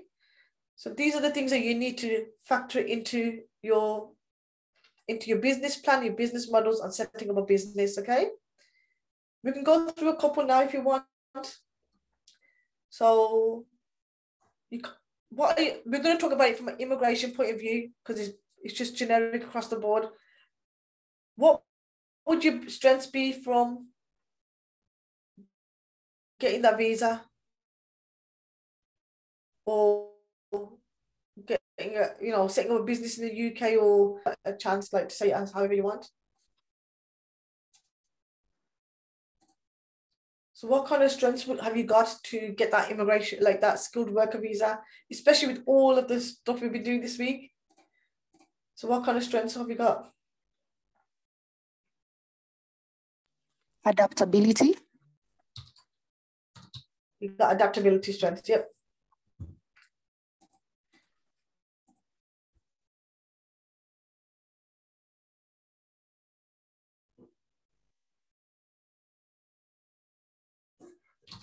Got UK working knowledge from, hopefully you have. If you haven't, then me and Harsh have never done our job properly. You got UK working knowledge of British cultures, recruitment, especially recruitment, getting that job. I'm hoping we've given you enough to look at your CVs, interview techniques, kind of questions. So that is your strength now. You've got something, a big strength now compared to 2 weeks ago. That was your threat 2 weeks ago, and that was your weakness 2 weeks ago.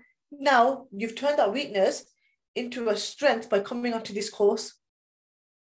So you've done something about it.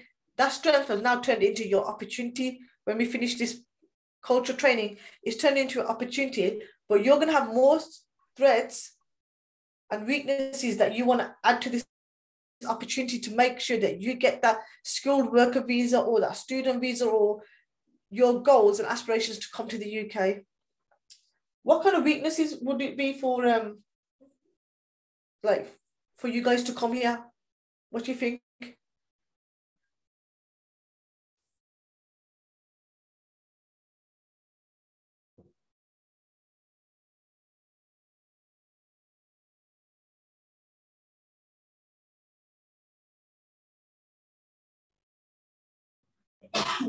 Maybe citizenship. Yeah, that is right.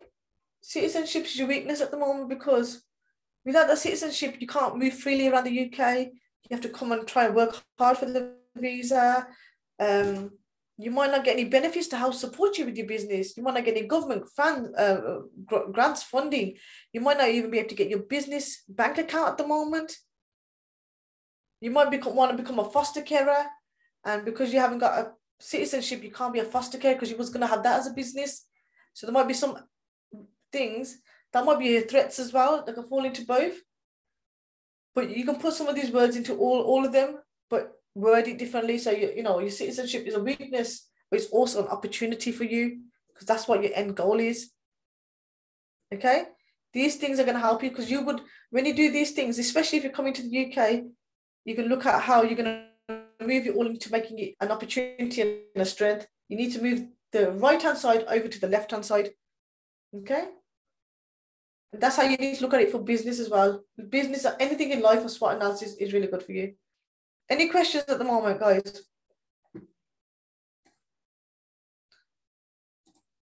Okay. So in the UK, there's different types of businesses you can have. You need to choose an option that fits to your company structure. So after you've done your Pestle analysis, after you've done your SWOT analysis, you're writing your business model, you've got your ideas, you need to put them all down. You need to decide, you would know what you need to do, what kind of structure you're going to go for. You can either become a sole trader. That means that you're going to work for yourself, self-employed person, because you just want a small business at the moment. You're going to run it on your own. As a sole trader, though, you would need to keep all your business profits. You need to understand your own tax. You need to make your own arrangement to pay income tax. You will have to pay your own national insurance and tax contributions. And you are liable yourself. It will be on you for your business debt. A lot of people do this, like window cleaners, like new companies that are cleaners, food industry, they start off as a sole trader to see if it would work. So it's not something that is not. That is something that people do. If you're a freelance worker, consultancy, you can be a sole trader as well. All you need to do is, as a freelancer, is register self-employed. Just make sure you're paying the right tax and national insurance.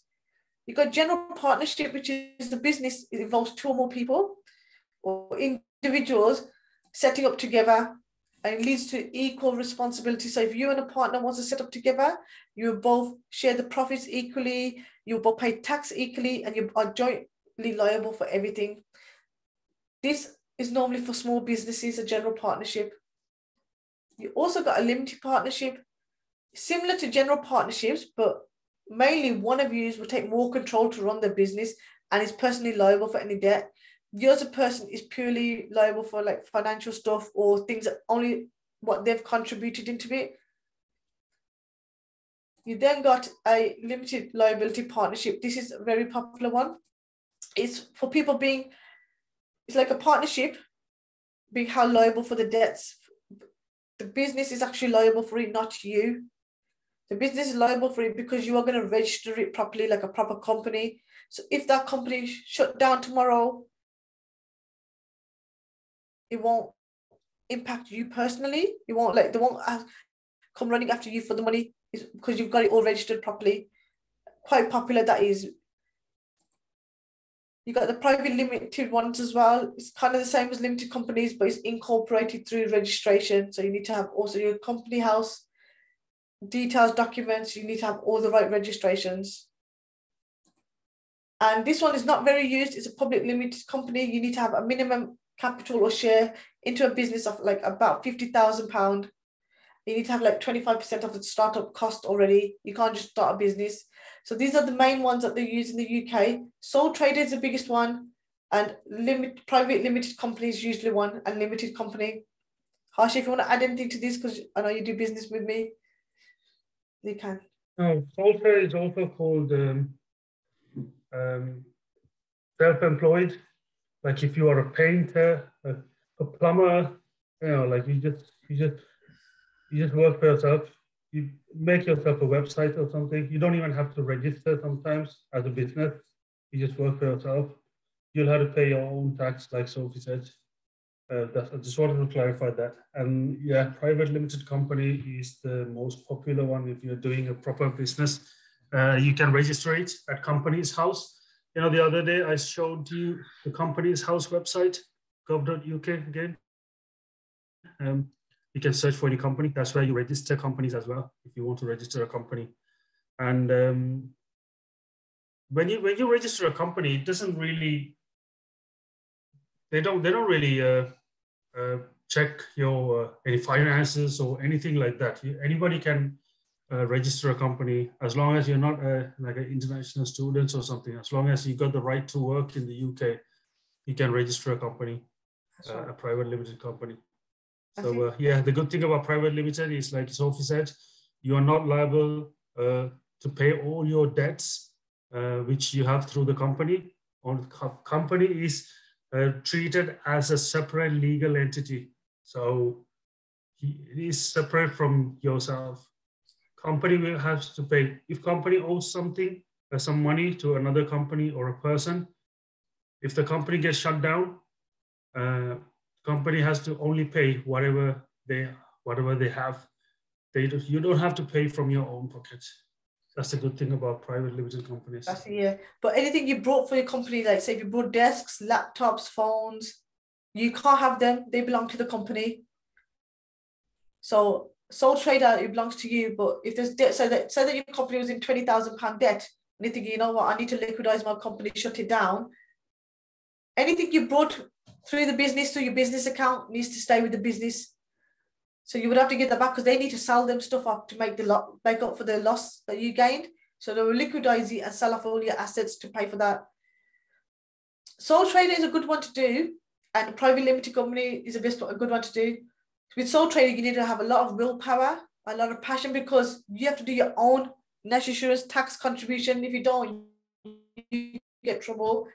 Private limited company, for me, I feel that if you set up a private limited company, you feel your mindset's already like, I'm a director. You're a director of the company. You want it to succeed, and you got to put in all the processes. You can't avoid tax. You can't avoid your legal rights for stuff, and it makes you feel more on that side. But you need to have a little bit of money behind you, not lots. A little bit of startup costs to do that.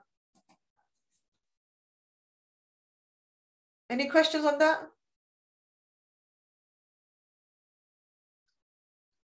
That will all come from your business model and your business plans and how big or small you want to start. So to start a business in the UK as a foreigner, you need to follow the following steps. First of all, check if you can legally start a business in the UK. Your visa status might not allow you. It may allow you to do self-employed, but it might not lead to PR. If you're not on the right route of visa, which is a tier 1, you can't use your self-employment to get PR, but you might be able to set up still and prepare it for 5 years down the line or whenever you do get it. Second thing you need to do is write your business plan. That's everything I've just gone through with you. Like, make sure you got a good business plan, a good business model, your organization structure, have a cash flow, which I don't want to go into. I don't want to go into it too much. Your Pestle analysis, your Swot analysis, company directors, who's going to run what, okay? Entrepreneurs need a business plan. It's going to help you determine whether your business idea is likely to succeed or not. And when you're marketing it to people, like professionals or people that want to come for your business, you got a plan of what your business wants, and then people would want to work for it. Like, do you know when you go for jobs for these companies, they know what they want from the company because they've got a business plan, so they can explain it to you. This is our business model, and this is what we want to do. So you know if you're going to fit in with that company. Decide on your structure. Choose a business structure that's right for you. Is it sole trader? Is it limited? Is it private? Is it 1 person? Is it 10 people? You need to look at what kind of business you're going to do. Choose your business name and address. So choose something. You can go on Company House and see if it's already taken. So we are Smartest Healthcare Recruitment Limited. That, we had loads of other opportunities of looking at names, but we type into Company House and see if it's already taken. If it's already taken, you need to choose another name. Once you get that name, you need to register it. If you are going down the route of registering your name, it's always good to register it for later on, even if you're a sole trader. Make your logos, get your emails, everything set up if you want to go down that route, or see how you're going to market it. If you don't want an email, you don't need to. But like these fake jobs, they got like sophia@gmail.com. That looks fake, doesn't it? Would you prefer sophia@gmail.com sending it trying to do business, or Sophia@Smartest Healthcare doing a business? So if you want to be more professional and be taken seriously, you need to sort out the little logos and stuff. Costs a little bit of money here and there, because you have to look around for it, okay? You also need to check if you need any licenses. Like I said, food, you need a food license. Playing music, you need certain licenses if you're going to play music after 11 o'clock. If you're going to be trading on the streets, you need a license to trade on the street. You need memberships, recruitment memberships that Harsh went through the other day. If you're setting up recruitment, HR memberships, you need to look at all the legal entity, even if you're a sole trader. Especially if you're a sole trader, you need these, because you got no backup, you got no one to help you if things go wrong, unless you're very good at employment law and you can protect yourself in the court of law. You need to look at insurances that you need, which I'll go through at the end, and rules to follow if you're selling goods abroad. You can't just bring in your spices from Kenya and sell them here. You have to go through massive tax, and it might not even come through. Some things that are legally not allowed. Register your company with HM Revenues and Customs. You will see this everywhere. HM Revenues and Customs, you cannot avoid them. You need to pay tax, national insurance, everything to them, and set up your business with them, okay? You need to check if there's any additional rules for your type of business. Now, if for any reason you guys want to come on the tier 1 that I mentioned the other day, you need to see if you are eligible for the innovative visa, the startup visa, the investor visa, or if you're a foreigner setting up a company or a branch or subsidiary in the UK, because you might have a business in Kenya, you need to see if you can come through that route, because there is one route. It's not known, but if you're setting up a business here as a legal person and you've got something there and you're not trading anywhere else, you can go for any of these visas beforehand, before you come. You would need to look at, I went through it the other day briefly, but you would need to look into these separately, because if I go through it all now, I would run out of time. But you need to make sure that one of them is about having a good entrepreneur skills and setting up something innovative. One is starting from scratch, and another one is investing in the business. Any questions about that so far? Yes. After living there for a while, if let's say I want to start a business, maybe a year down the road, I can just apply for any of these visas while already there. Yeah. Through the government, or what would be the process be for a foreigner? You know, if you're do you know how you're coming for a skilled worker visa or a student visa? When you're in the UK, look into the processes of a tier 1 visa, which is just startup visas and innovative ones. If you're meeting the criteria, they're going to ask you for business plans, you know, the stuff that I told you. They're going to ask you for all these stuff. If you've got the money or the right job, because you might have something in Kenya that's not in the UK. And you think, you know what, I've got a brainwave. I'm going to use that here because it's not happening here. Put your business plans together, and you need an investor to invest in you. So there's a list of investors. You would go to them and say, this is my idea. Because you've got it in writing, you can try, you know, you got it in writing, this is my idea. And if they're interested in you, they would say, you know what, I'm going to give you the investment visa. And then you can take it to the government saying, look, I've got an investor in my business. They are legal from your website. Give me a visa. And they give it to you as well. So you can start that anytime. You can move over to a tier 1. If you've got a tier 1 visa, you potentially can get your visa within 3 years if you meet the criteria, but it's quite strict. So you can move over. Some visas might make you leave the country and then come back. I think with a student visa, you might have to leave and come back. But with a skilled worker visa, you just can move over. So it depends on which one you're at. If you feel like, you know what, you're on a skilled worker visa, you're not got long for your PR, if you're allowed to, start setting up your self-employment job. So when you get your PR, you can just start working for anybody else. You've got your business that you set up slowly. It'll take a couple of years anyway. I have a question. Yeah. I was watching something in Nat Geo about especially Nigerians.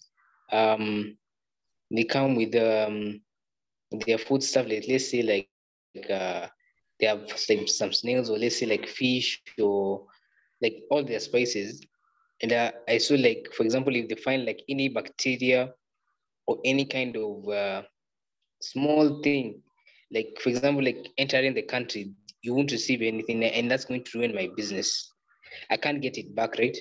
Or is it because, like, for example, they found let's say this small insect called let's say they found like a tick in flour, or like they found like a cockroach or something, and let's say because now because of COVID and everything in the airport has been like legalized. Like if you find something in somewhere, you're not going to receive it, they're just going to ban it.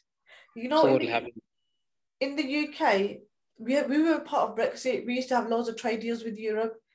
We're trying to make trade deals with other countries now. I think we've got one with Canada and Australia, if I'm right, Harsha. And we're getting some more trade deals with people. I think we can do it through them with certain things, but you're not meant to bring food over.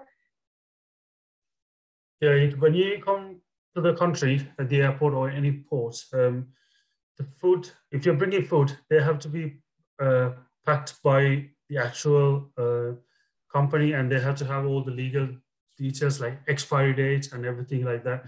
If you can't just bring a jar of something like a pickle or something, especially if it has, like you said, if there's a cockroach in it, then obviously that's going to get disposed of, and then you might even be questioned. They might think that you're actually bringing this cockroach, not the food. You know, people might bring these exotic animals and creatures to the country as well. So they might question on that. They might think that you're actually bringing the cockroach or the tick, not the food. So yeah, you can't bring just random food like that. You know, it'll have to be packaged properly by the manufacturer. They might dispose of it though. I've seen them. You know what? And if you're bringing huge amounts of it, then they will question that as well. They will, and as long as you can prove that it's for your own use, then you can bring it in, as long as it's packaged properly. If there are huge amounts, then they will ask the question. They will think like you're running a business, because you'll have to pay tax on things that you're bringing into the country. So you can't avoid tax. You will ask. It's like bringing cigarettes as well. A lot of people go abroad just to France or somewhere just to bring cigarettes into the country. But there's a law. You can only bring 2 cartons of cigarettes legally into the country. Otherwise, you get fined, or they'll confiscate of the items. You have to declare things at the UK Border Control. You know what would be a very good program for you guys to watch? Google it on YouTube if you can't get it. Is UK Border Control is that I think that's got a brilliant program for you guys as someone from overseas to see how the UK border control checks your visa statuses, checks your food that you're coming in, check your customs, check everything. We watch it all the time, and we're amazed with what we can and can't do as well. So Google onto YouTube, UK, I think it's called UK border control. I think it's called UK Border Force. Yeah. Look at that, because that will really help you and give you peace of mind of how it works in the airports for the UK. So definitely recommend that to watch to help you guys, okay? I totally forgot about that program. We used to watch it all the time, and we used to go to certain countries, and we watch it for the UK now, and we've learned a lot, because tax is very complicated in the UK, so you need to get it right or you would get fined, or they won't allow you to bring it in, and you'll be that one person standing to one side with the sniffer dogs checking your suitcases, and they will open your luggage in front of everybody. They don't care. They got no respect, and they will open it all and check things. So just you have to make sure you bring the right things. Business banking. If you're a limited company, sole or registered company, you need to have a separate UK business bank account. If you're just a sole trader, you don't need to have one. You can put it in your own bank account, but it's not a good idea because you have to, the tax implications on that, like you need to know what you brought from your business and what you didn't. You can have 85,000 tax-free before you have to VAT register it anyway. But if money is coming into your account, say like, you're doing food orders and stuff, you need to declare where your money's coming from. If you're going to set up a bank account, you need your ID. All businesses and entrepreneurs need to register with HMRC for tax purposes. You're responsible for submitting your own tax returns, okay? You need to do your taxes on time. If you don't, you get heavily fined. Self-employed and partnership pay taxes on business profits. Limited companies and foreign companies in the UK pay corporation tax. Tax is at 20% on profits. And then, all the minus the relief and stuff. So when me and Harsha tax people or give any services, we have to add tax to it. It's not for us, it's for the tax man, because they will take it. If we don't pay it, they will still take the money off you. So you need to make sure you are clued up about your taxes. If you're not, it's best to gain an accountant for it, even for yourself. You need to register for VAT if you got more than 85,000 profit. And the tax year runs from the 6th of April to the 5th of April every year. That's our tax year, new year. So you'll see loads of people rushing to get all the paper done by the end of March. You might not hear from people because it's a very busy month. There's also business insurances you can get for the UK. You got public liability, you need these stuff. Employer's liability, professional indemnity, and business equipment. These are the main 4 you would need. You can get it all in one. You got like companies like that help small businesses, and you can choose how much you want on it, what kind of cover. These two, cyber security and directors and officers, is a separate one. Not really know much, but you can use that. Okay. So I'll give you an inkling of the main things for setting up a business. Once you get to the insurance stage, then it's up to you to start following your model through and looking at your staffing and your costing and what you're going to do and move forward. But as long as you got some of these processes in place, or if not all, you should hopefully be on a successful route to doing a business. So I'm just going to quickly go over this because of time. Benefits in the UK, basically, it's a very simple one. If you have not got indefinite leave to remain or PR or citizenship, there is no access to public funds. If you claim and you're not supposed to claim, you will lose your visa rights and your licenses. So they don't give it to anybody unless there's special circumstances that you need to claim, like COVID or something else. You will need to contact the Home Office and ask them. But that's very special circumstances. I don't know anybody that has done it for special circumstances. I don't know if Harsha has either. You got VAT. Now you need to know VAT. There's 2 ways of doing it. VAT is added onto a majority of everything in the UK. You don't even know that you got VAT on stuff because we put it in the prices. Some stuff don't have VAT, like milk or food purchases, but a lot of stuff like clothes, shoes, training programs, business stuff, like, they add the VAT inside it. In Canada and UK, in Canada and Australia, they do it outside. So you look at the price, then when you get to the till, you realize you've got to pay the VAT on top of it. But it's good that we include it. For businesses, it's on top of the activity. For businesses, VAT is worked differently if you're compared to the public. Okay? So when you go and buy clothes in the shop, they've already put the VAT into it. If you're buying stationery for school, they've put the VAT into it. So that will be the price. If you have a business and you're VAT registered and you buy anything from your business, you can claim your VAT back. So that's a good thing about having a business registered with VAT. You can claim a lot of your business expenses back, holiday stuff, accommodation. So it's a good way of doing it. And the last thing I want to go through to you quickly is a wage slip. This is a wage slip for the UK. Well, you can get wage slips in different ways, but this is something predominant like it. So you have your name of the company at the top, the date that your wage slip comes. This is important if you're going to go for mortgages, loans and stuff, because you need to have a wage slip. If you do not get a wage slip from work, you need to ask for one. By law, you're meant to have one, okay? If you've got any student loans, Harsha went through that the other day, like if you are a student and you had a loan, when you earn over 25,000, they will take it out of your national insurance. Any pensions, if you want to do private or public, or part of your work. If you're paying any health care, private health care, they will do it. This is very important here. You pay tax and national insurance. You need to make sure you're on the right tax code and you're paying the right tax, especially when you're coming new to the UK. You need to have a national insurance number, and that'll be linked to what you can and can't do. So if you are a student, we would know. You can't hide from this. We will find out you've got a national insurance number. We automatically get it. If you're on the wrong tax code, you need to sort that out with HMRC, because you might come to the UK and be on high tax code. That means you're getting charged 40% of your money. So make sure you're always on top of it. Ring HMRC if you think you're on the wrong tax code, and you would know here. If you think you're paying too much money, question it, okay?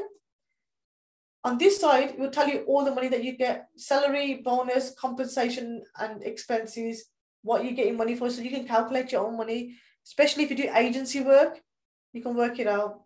You'll have your address on it, so make sure it's correct. And this here is your tax and what you've paid for the year and what you paid for the month. Now, at the bottom here, that's your tax code. So make sure it's the right one, okay? And even though they will give you an amount here of how much you get, this is how much you get, this is what you would take home. This is your take home pay. That's what you would take home after they've took all this tax off, okay? Any questions about that?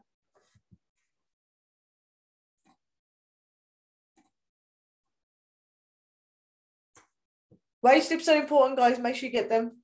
I love a wage slip. Keep them as well, because you need them for mortgages, for renting accommodations, for anything. Right. Any questions on anything? The cost of living in UK, apartments. Yeah. Let's say, how much is it? How does it cost? How the house is looking like? Is it expensive or is it just cheap? It depends. It's very hard to say. I think Harsha went through it briefly the other day. It depends on your way of living. If you live frugal, if you're living like a queen or a king and you're on minimum wage, yeah, it's not going to happen. So you need to look at the way you're working. London is very expensive, I'm not going to lie, but so is main city towns. So it's good to live away from town if you can, but it depends on where your job is and how much you're getting paid. The best place to look for how much properties cost if you want to get an inkling, if you're not a student living in student accommodation, is rightmove.co.uk and Zoopla. So if you look at rightmove.co.uk and Zoopla, you will see the cost of living in certain areas, because every area is different. And it depends on, there might be little crappy areas. If there's something that, you're getting a 2-bedroom apartment or a house for £200, I would question that, because I don't think that's that nice. If you're paying £800, predominantly it will be nice, but it's always good. When you come to the UK, don't get a permanent residency for the UK outside, you need to come and look at it. So if you come to the UK, always do temporary accommodation until you know where stuff is, and then go out and look at homes yourself to make sure it's right for you. There's a lot of shared accommodations you can do as well. So you have to look at places like marketplaces, see what people are charging, and the platforms that I just told you about. So like, how can you advise, like, now, like, let's say I'm coming there as a maybe an assistant nurse or caregiver. Yeah. Advice could you give me, like what kind of house can I stay in? Maybe a one-bedroom house. You can either you can do a house share. You can do a house share or a one-bedroom, a studio apartment. If it's just a few months, the studio apartment, don't go for, or Airbnb, but it's quite pricey. I mentioned a few websites. So if we find apartments and houses, right? Yeah, Rightmove and Zoopla. Yeah, Rightmove and Zoopla, yeah. And also on Facebook, if you go on, say that you come into, I don't know, Leeds, type in Leeds like as a group, and you'll come up saying expats in Leeds, migrants in Leeds, new to Leeds. Join these groups, and in them groups you can say, is anybody, like, I'm looking for an apartment. If someone says call me, inbox me, don't go for the legal ones. Make sure you check the stuff. Don't give your money to people, because there are dodgy people sitting in these just identified scammers. If someone suggests, you know what, I've got a 2-bedroom that I'm renting out, it's on Rightmove, or you can come and visit it. You can go and visit it as well. You would just get a food from it. Food for thought. Yeah, there you go. Harsh has put it on the screen. Any other questions, guys? Anything at all from the whole 2 weeks? You got your chance to speak now. Yes, I have a question. Yeah. Just to have a knowledge between care homes, yeah, and NHS, when it comes to flexibility and advancing your career, which one is better? You know what? I've just literally covered this on a YouTube video. Literally covered this 3 days ago on a YouTube video. I've put the link, Harsha and Sophia. I'll tell you the pros and cons of it, of going for a care home and an NHS. Personally, myself, I will go for the NHS as a skilled worker. But I've covered it all. So if you check that out, you'll get in-depth knowledge, like behind the scenes knowledge of which one you should go for. But NHS is always secure. I always, you know, I should be a sponsor for them, because I tell, you know, I'm going to go and call them and say, look, I promote NHS all the time. Like, you know, make me an ambassador or something. That's how much I love the NHS, and the fact that it would give you job security, John. So just apply for them as well. I won't trust these little companies, unless you're going for a big corporate company. Just NHS to crap out of it all. Apply for hundreds of jobs. Just make sure you got everything right. Just keep trying with the NHS, because if they reply back to you and say, yes, you've got security, and me and Harsh have seen firsthand that they are making accommodations next to hospitals for people, for overseas people to come and work. I've seen nice apartments that they will put you in. They will pick you up from the airport. They have packages for you. They got good packages because they want to keep you safe. So they might pick you up from the airport. They might give you an accommodation for 2 months while you're doing stuff in the companies. So I always recommend them. Right, guys, coming towards the end of the session, because I've got Joseph staring at us now. So we're at the end of the session, okay? No, only messing. I just want to go around, just have a quick feel of how you guys have feel over the last 2 weeks. Is there anything that's really benefited you? I know we could talk about British culture. I can talk about it for weeks on end, but there's so much.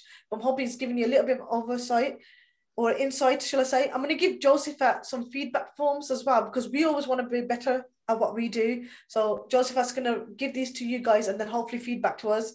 It doesn't matter what you say. You might say, you know what, you wanted more of this or less of this or whatever. Let us know, because it would really help. You know, like we're doing our business model, that will really help us with our business of training, because that is one of our things that we do as a business. I'm just going to go around the room and just tell me how you guys feel, if you're, you know, feel more confident with stuff or not, or what. So unfortunately, Grace, you're at the top of my screen, so you're going to go first. Yes, put your head down. So Grace.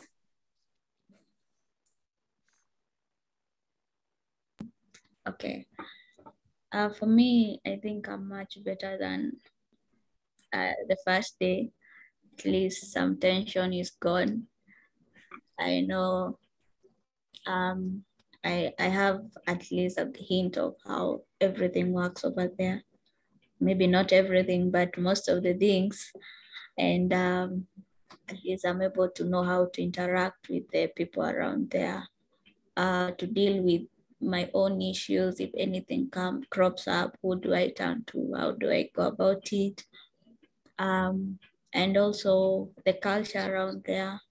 How do people like being treated? And then maybe the language.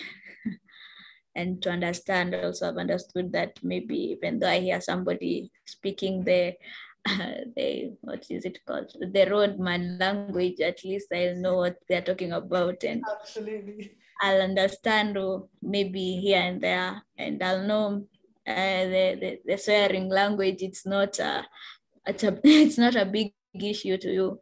You know, for us, sometimes it's quite a big issue to use it. Yeah, so, and I've learned quite a lot, much better. Thank you even for sparing your time to wake up early to come and talk to us. Thank you. I appreciate. That's, you know what, that's such a beautiful message. That's made me so sad. That's such a beautiful message. You know what, if you can understand me, you can understand half the people out here. Apparently British people, Brummy people got the worst accents. So apparently, I don't believe it, but yeah. But you saw me, I swore quite a bit on there on purpose to show you it's normal life. I don't know what, because I know you lot will be shocked the first time I swore, but hopefully by the end of it, you was like, it's normal. That's what I wanted to show you guys. Joyce, you're next on my list.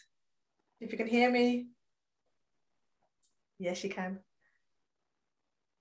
Put your mic on, Joyce, I can't hear you. It's on mute.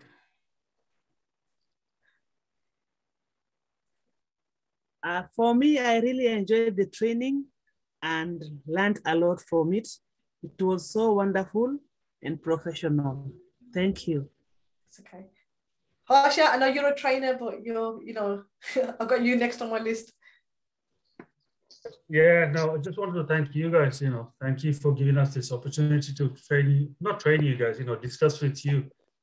And especially I enjoyed talking about my own experience as a foreigner in the UK. So I hope, you guys got a few, like something out of it. And it's been an absolute pleasure doing these sessions with you guys. I'm always happy to help. And if you guys need any help at all, speak to Josephat, and Josephat will direct you to us, or we can help each other, like anytime. And I can see personally, most of you are going to places, going far. I can see that already, and it's definitely. But like we always say, there's always hard work behind any good thing. So work hard towards your qualifications that you require and your skills and experience. With everything that you need, you will definitely get to where you want to get to. So good luck with you. Good luck with everything you do, and we'll hopefully we'll meet up soon. Hopefully in the UK, if that's where you want to be. And yeah, we'll catch up soon. And thank you very much, guys. Yeah. That was like a presidential, government speech. Well done, Harsha. That's what it is. Nah. Bossman Josephat, I'll come back to you because you're next on my list, but I'm going to put you at the end. Anne, if you're there. Yes, I can say I've learned a lot from day one. Like before, my mind was set to England, but I've come to understand there's Scotland, there's Wales, there's Northern Ireland. Also, at first, I used to ask myself when I get to UK, because of culture shock, how will I cope? But I'm sure even if I get the chance today, I'm sure I'll survive so well from your teaching or from what you've told us, especially from Harsha, who is also was a foreigner, so it was like first-hand experience. Generally, I'm now ready for UK. Yes, that's the action. Yes. You know Yes. what? You know what? We're quite lucky that one of us is British born and one of us is a foreigner and made it here. So you got the best of both worlds to see it, see the culture. So that's really, that's a very good point you made, Anne. Nina? Is Nina there, yeah? Yeah. So from the sessions, I'd say we've really learned a lot. But for me, the big thing that I'm taking with me is how to cipher who are legit employers from the fake ones, and also companies that do that offer the COS. So majorly that, and definitely it's been quite an insightful program, I would say. Thank you. It's okay, thank you. Samuel, I got you next. Thank you very much. I would say that the sessions have been very informative to all of us. We've really learned a lot of things that we did not know. I'm also impressed by a number of our students who have, had the courage to ask a lot of questions when anything is not clear. Simon Collins, Caroline Wambui, Martha, Joanne, just to name a few. Grace, I'm so much happy that all of us have enjoyed the sessions. And just like Nina said, my area of interest was first of all on CV writing and how to prepare yourself, and also most importantly on how to get good agencies, good recruiters that are legitimate. So thank you very much. The sessions have been very much informative to us. Caroline. I would say thank you, first of all, for giving us the knowledge that you have. Secondly, thanks to Harsha because he has shared a link. I'll keep on checking on YouTube because if there's something that I did not learn here, I can still get it from your YouTube channels. In case of any questions, I can still post them there. But generally, I've learned a lot. And I would say I am not where I am when you started. Thank you. Thank you, Caroline. Yeah, like you said, if you are on the YouTube, you're going to see Joseph on it very soon because, he's doing fantastic work. I like to promote people that are helping people. And, if you see my YouTube, I put nobody on it because I don't trust nobody myself. So Joseph, you're going to be honored, because I really he is doing some amazing work. I've even said to Harsha's going to Kenya. I go, you better make sure you go see Joseph and the team because the amount of work that they are doing for you guys is beyond my expectations. You don't understand. I'm so overwhelmed with how much of a business he's doing and how much he cares about you guys. He actually cares. And that's the difference. And that's why his business is succeeding because he cares and he's doing it the right way. And you don't see that a lot. Nina, Caroline, Simon. First of all, I would like to thank Josephat and the team for choosing you guys because you raised a lot of issues, especially in racism and how there's positivity, there's no racism anymore. And the way we act here is the same way you guys act there. There's no difference, just different kind of foods, and we're just the same people. And I want to say thank you again because there's some stuff I never knew, the agencies, if they're legit or not legit. It's been very informative, and I thank God that we're the ones who educated us. Thank you. It's okay, thank you. I've got two Marys, so I've got Mary A, if you're there. I would like to say thank you guys for always being there for us for the 2 weeks that we've been. And for the information you've shared, I'm really grateful because I've learned a lot about the UK culture, and I'm really eager to be in the UK. Yeah, and I'm looking forward to meet you guys. Thank you. Okay. Thank you so much, Mary. Martha? For me, it was a a great experience. I can say that I've learned a lot. And I hate classes, but it was amazing how you people made it fun. For me to be able to stay in class for 2 hours without getting bored and enjoy listening to you, knowing about UK. At first, I was scared about racism, but since you talked about it, now I know that I'm just having fear for nothing. And it was nice experience. Actually, I feel like I've been to UK already, and even though it's not physically. Even though it's not physically, mentally, I've been there. I know a lot, and I really, really enjoyed you guys talking to us, and I really loved you guys. It was an amazing experience. Thank you. Martha, all you needed was a cup of tea, and you are British. That's all you need. You know what? Definitely. That's it. That's all you need. You know what? You said a really good thing. I done training the other day, and it was so boring. I fell asleep as a trainer. I was so bored.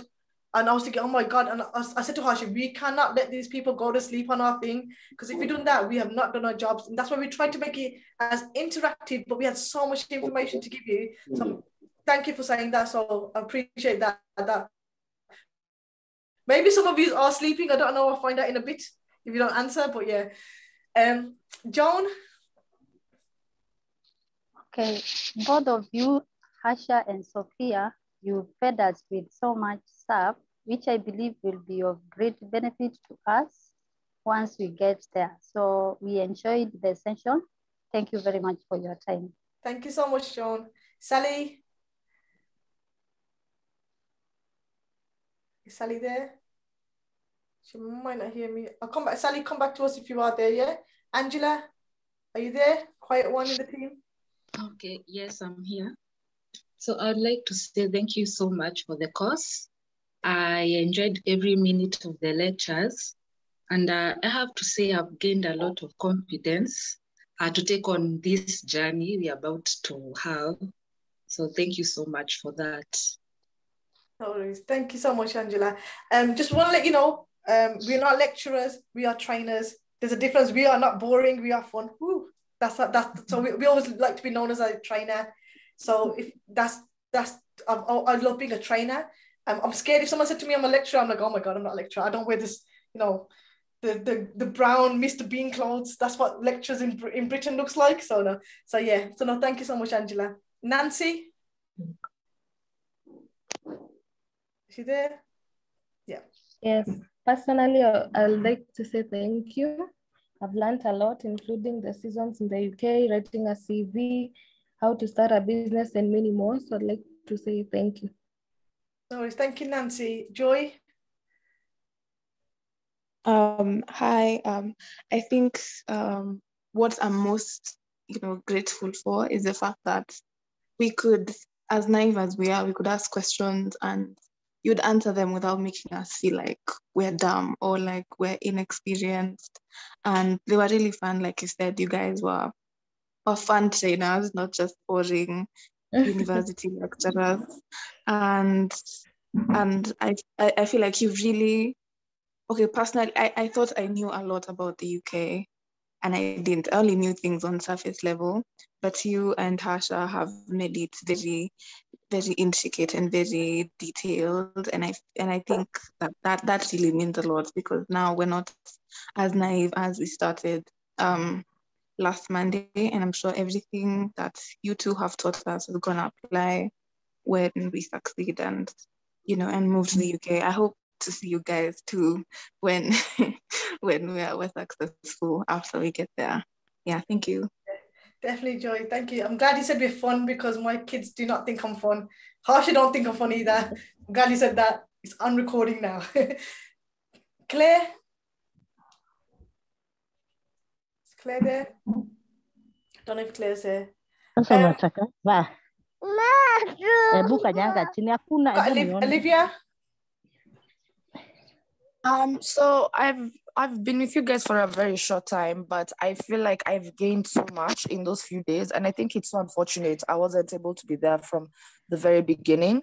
But I think you guys are really amazing trainers. Like you really put in effort into making sure that we understand and you make it fun, because I've been in training sessions where everybody is half asleep.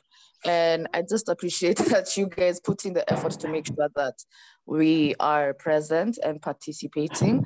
And I just wanted to know, as I'm going through the recordings, is there any way I can, if I have questions or anything, is there a way I can reach out to either of you? If I have like questions or you know, I just need a better understanding of something.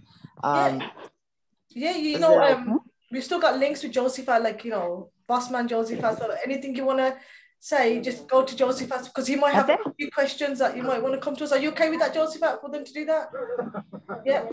So if anything that you want to know, I'm sure either Josephat would either know it or come to us and, like, you know, point you in the right direction. Okay. That's totally fine. Yeah. And thank you. And I subscribed to your YouTube channel. Oh, thank you. Hopefully, if it's to do with care, you know what, Olivia, you were here for a short time, but your contributions were amazing. You can tell you're a smart woman as well, and you learned a lot in that time. We really paid attention to each one of you guys, and we could see you guys. Claire. And you need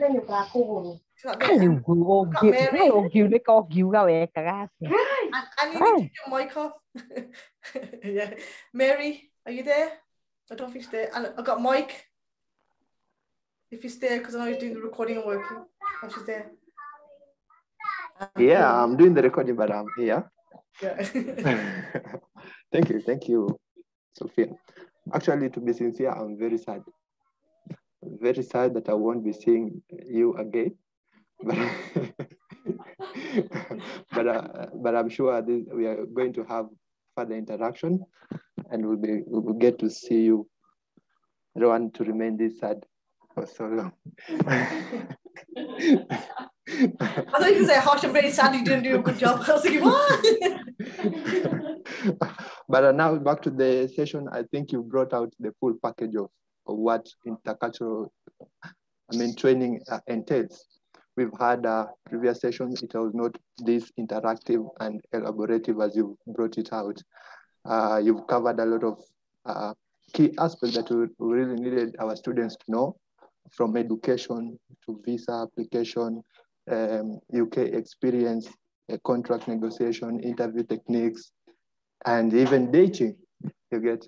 So I think this was a full package of it, and this is what we expected actually. And so from our office, I can say that we are very contented with the sessions, and we're looking forward to having further engagement with Samara's Healthcare Recruiting Limited. Thank you so much, Harsha. Thank you so much, Sophia. Thank you, Mike. I would love to be in your office. I just want to hear your roadman talks. I would love to hear it. Mary, are you there now? Yes.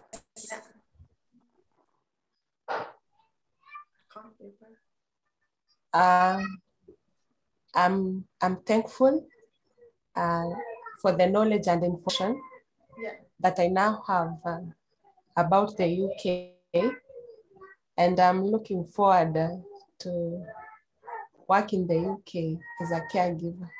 Thank you. Yeah. So guys, I just want to say thank you very much. You can put your honest opinions in the feedback now, because you don't need to put your names. You can say, "Oh, it's crap, I hated them." Like, you know, they made me, force me to say that. Well, you see, Josephat will give you guys some feedbacks, and you will get some certificates through Josephat in the next couple of days. Yeah, I'm gonna pass it to Josephat now, just to end the session. Thank you so much, guys. You've been amazing, and I hope to see you here.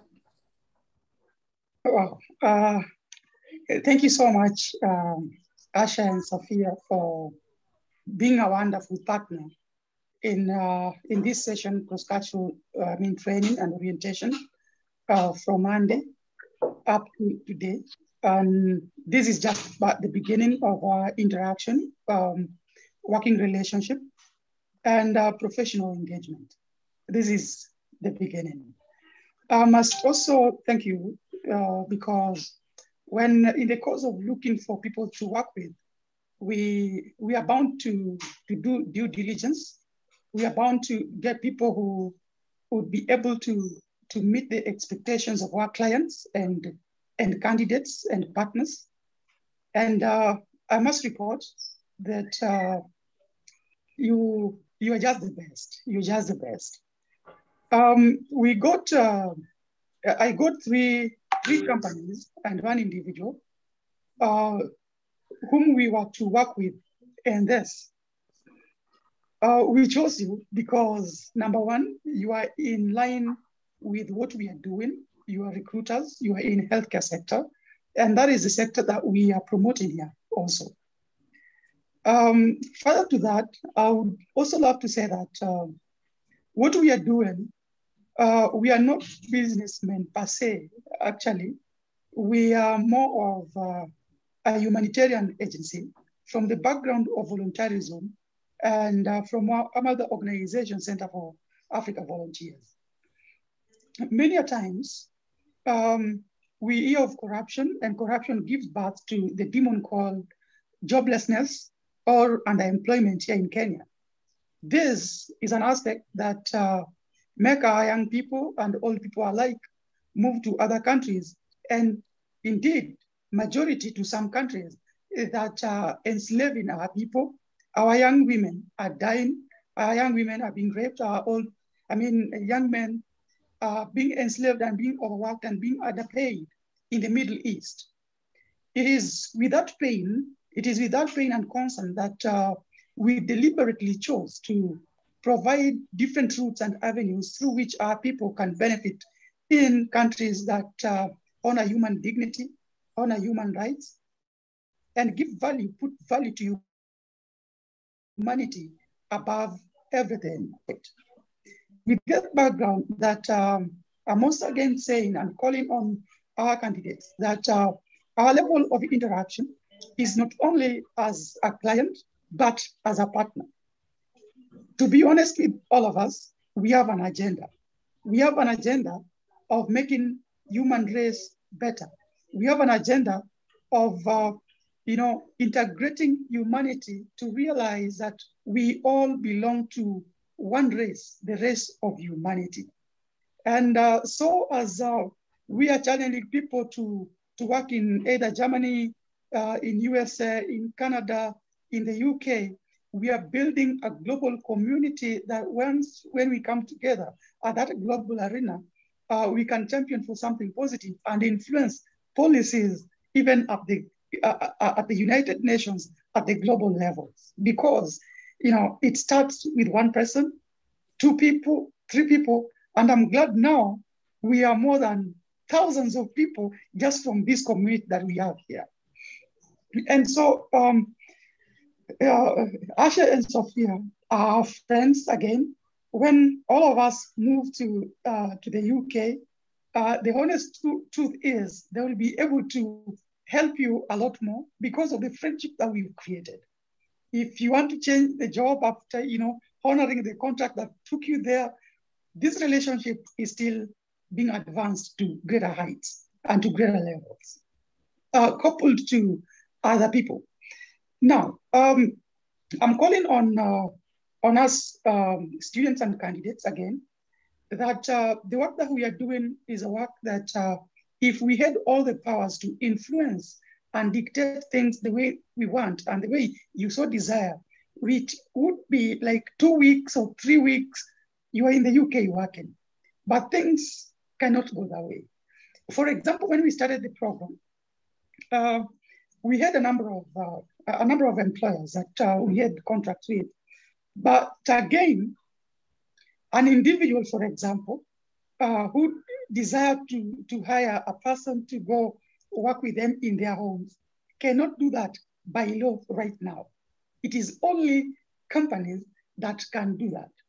So again, through our office here, and also through other partners that we are working with and legal entities that we are working with, we are committing to stay, up to date with every legal adjustment and work committedly to ensure that we meet our end of the bargain, as you are also modeling yourself and putting yourself to a platform, to be a person that any employer anywhere in the world would love to interact and associate with.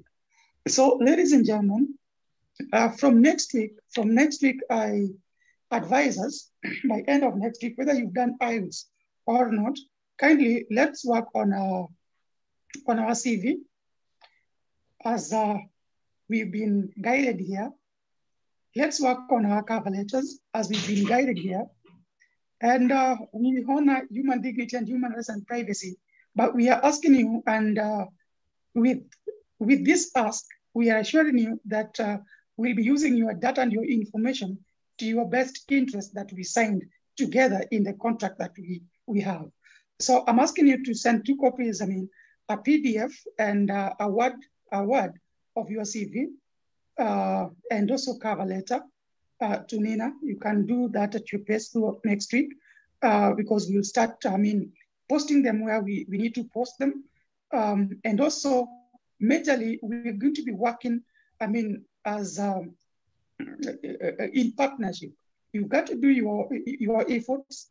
Again, most of the employers or agencies that we are interacting with are saying that the candidate, they're over 18, they have to make their own application. So don't expect that we are going to be doing some of these things for you as an office.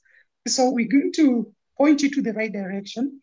We are going to guide you amicably, appropriately, and ethically as we are progressing in this course. We are moving now to the last stage, and I believe at the end of it, however long it takes or however short a time it will take, because again, as I've said, we are not the dictators of time and chance. That is left for our efforts, our professional efforts, and our good judgments. But ultimately, all of us must and will meet with their destinies first, as God so desires, and number 2, as your effort so puts it, and number 3, as we so guide. With those 3 commitments, again, I say to Samaras Healthcare, Recruiting Limited, sorry about that. It is an honor to get to know you, to get to work with you. And again, I know we'll be having meetings on how to just model and make our programs here better. And to our candidates and my staff here in Nairobi, I say thank you for your commitment, always on time. To Mike, always, putting the Zoom at the dot of the hour. We've never had any delays. And to everybody, thank you so much, and God bless you. So I'll take it to Sophia and Asha to just wrap it up, and we call it a day. Yeah, thank you very much, Josephat. Yeah, thank you. Like you said, you're not running just a business. Josephat, it's a huge campaign that Josephat is doing out of his goodwill. So, it's thank you very much for choosing us, Josephat, and your team to help you guys. And it helped us as well. We learn a lot as well at the same time. We gain a lot of experience by talking to you guys, talking with you guys. And you guys have been really amazing.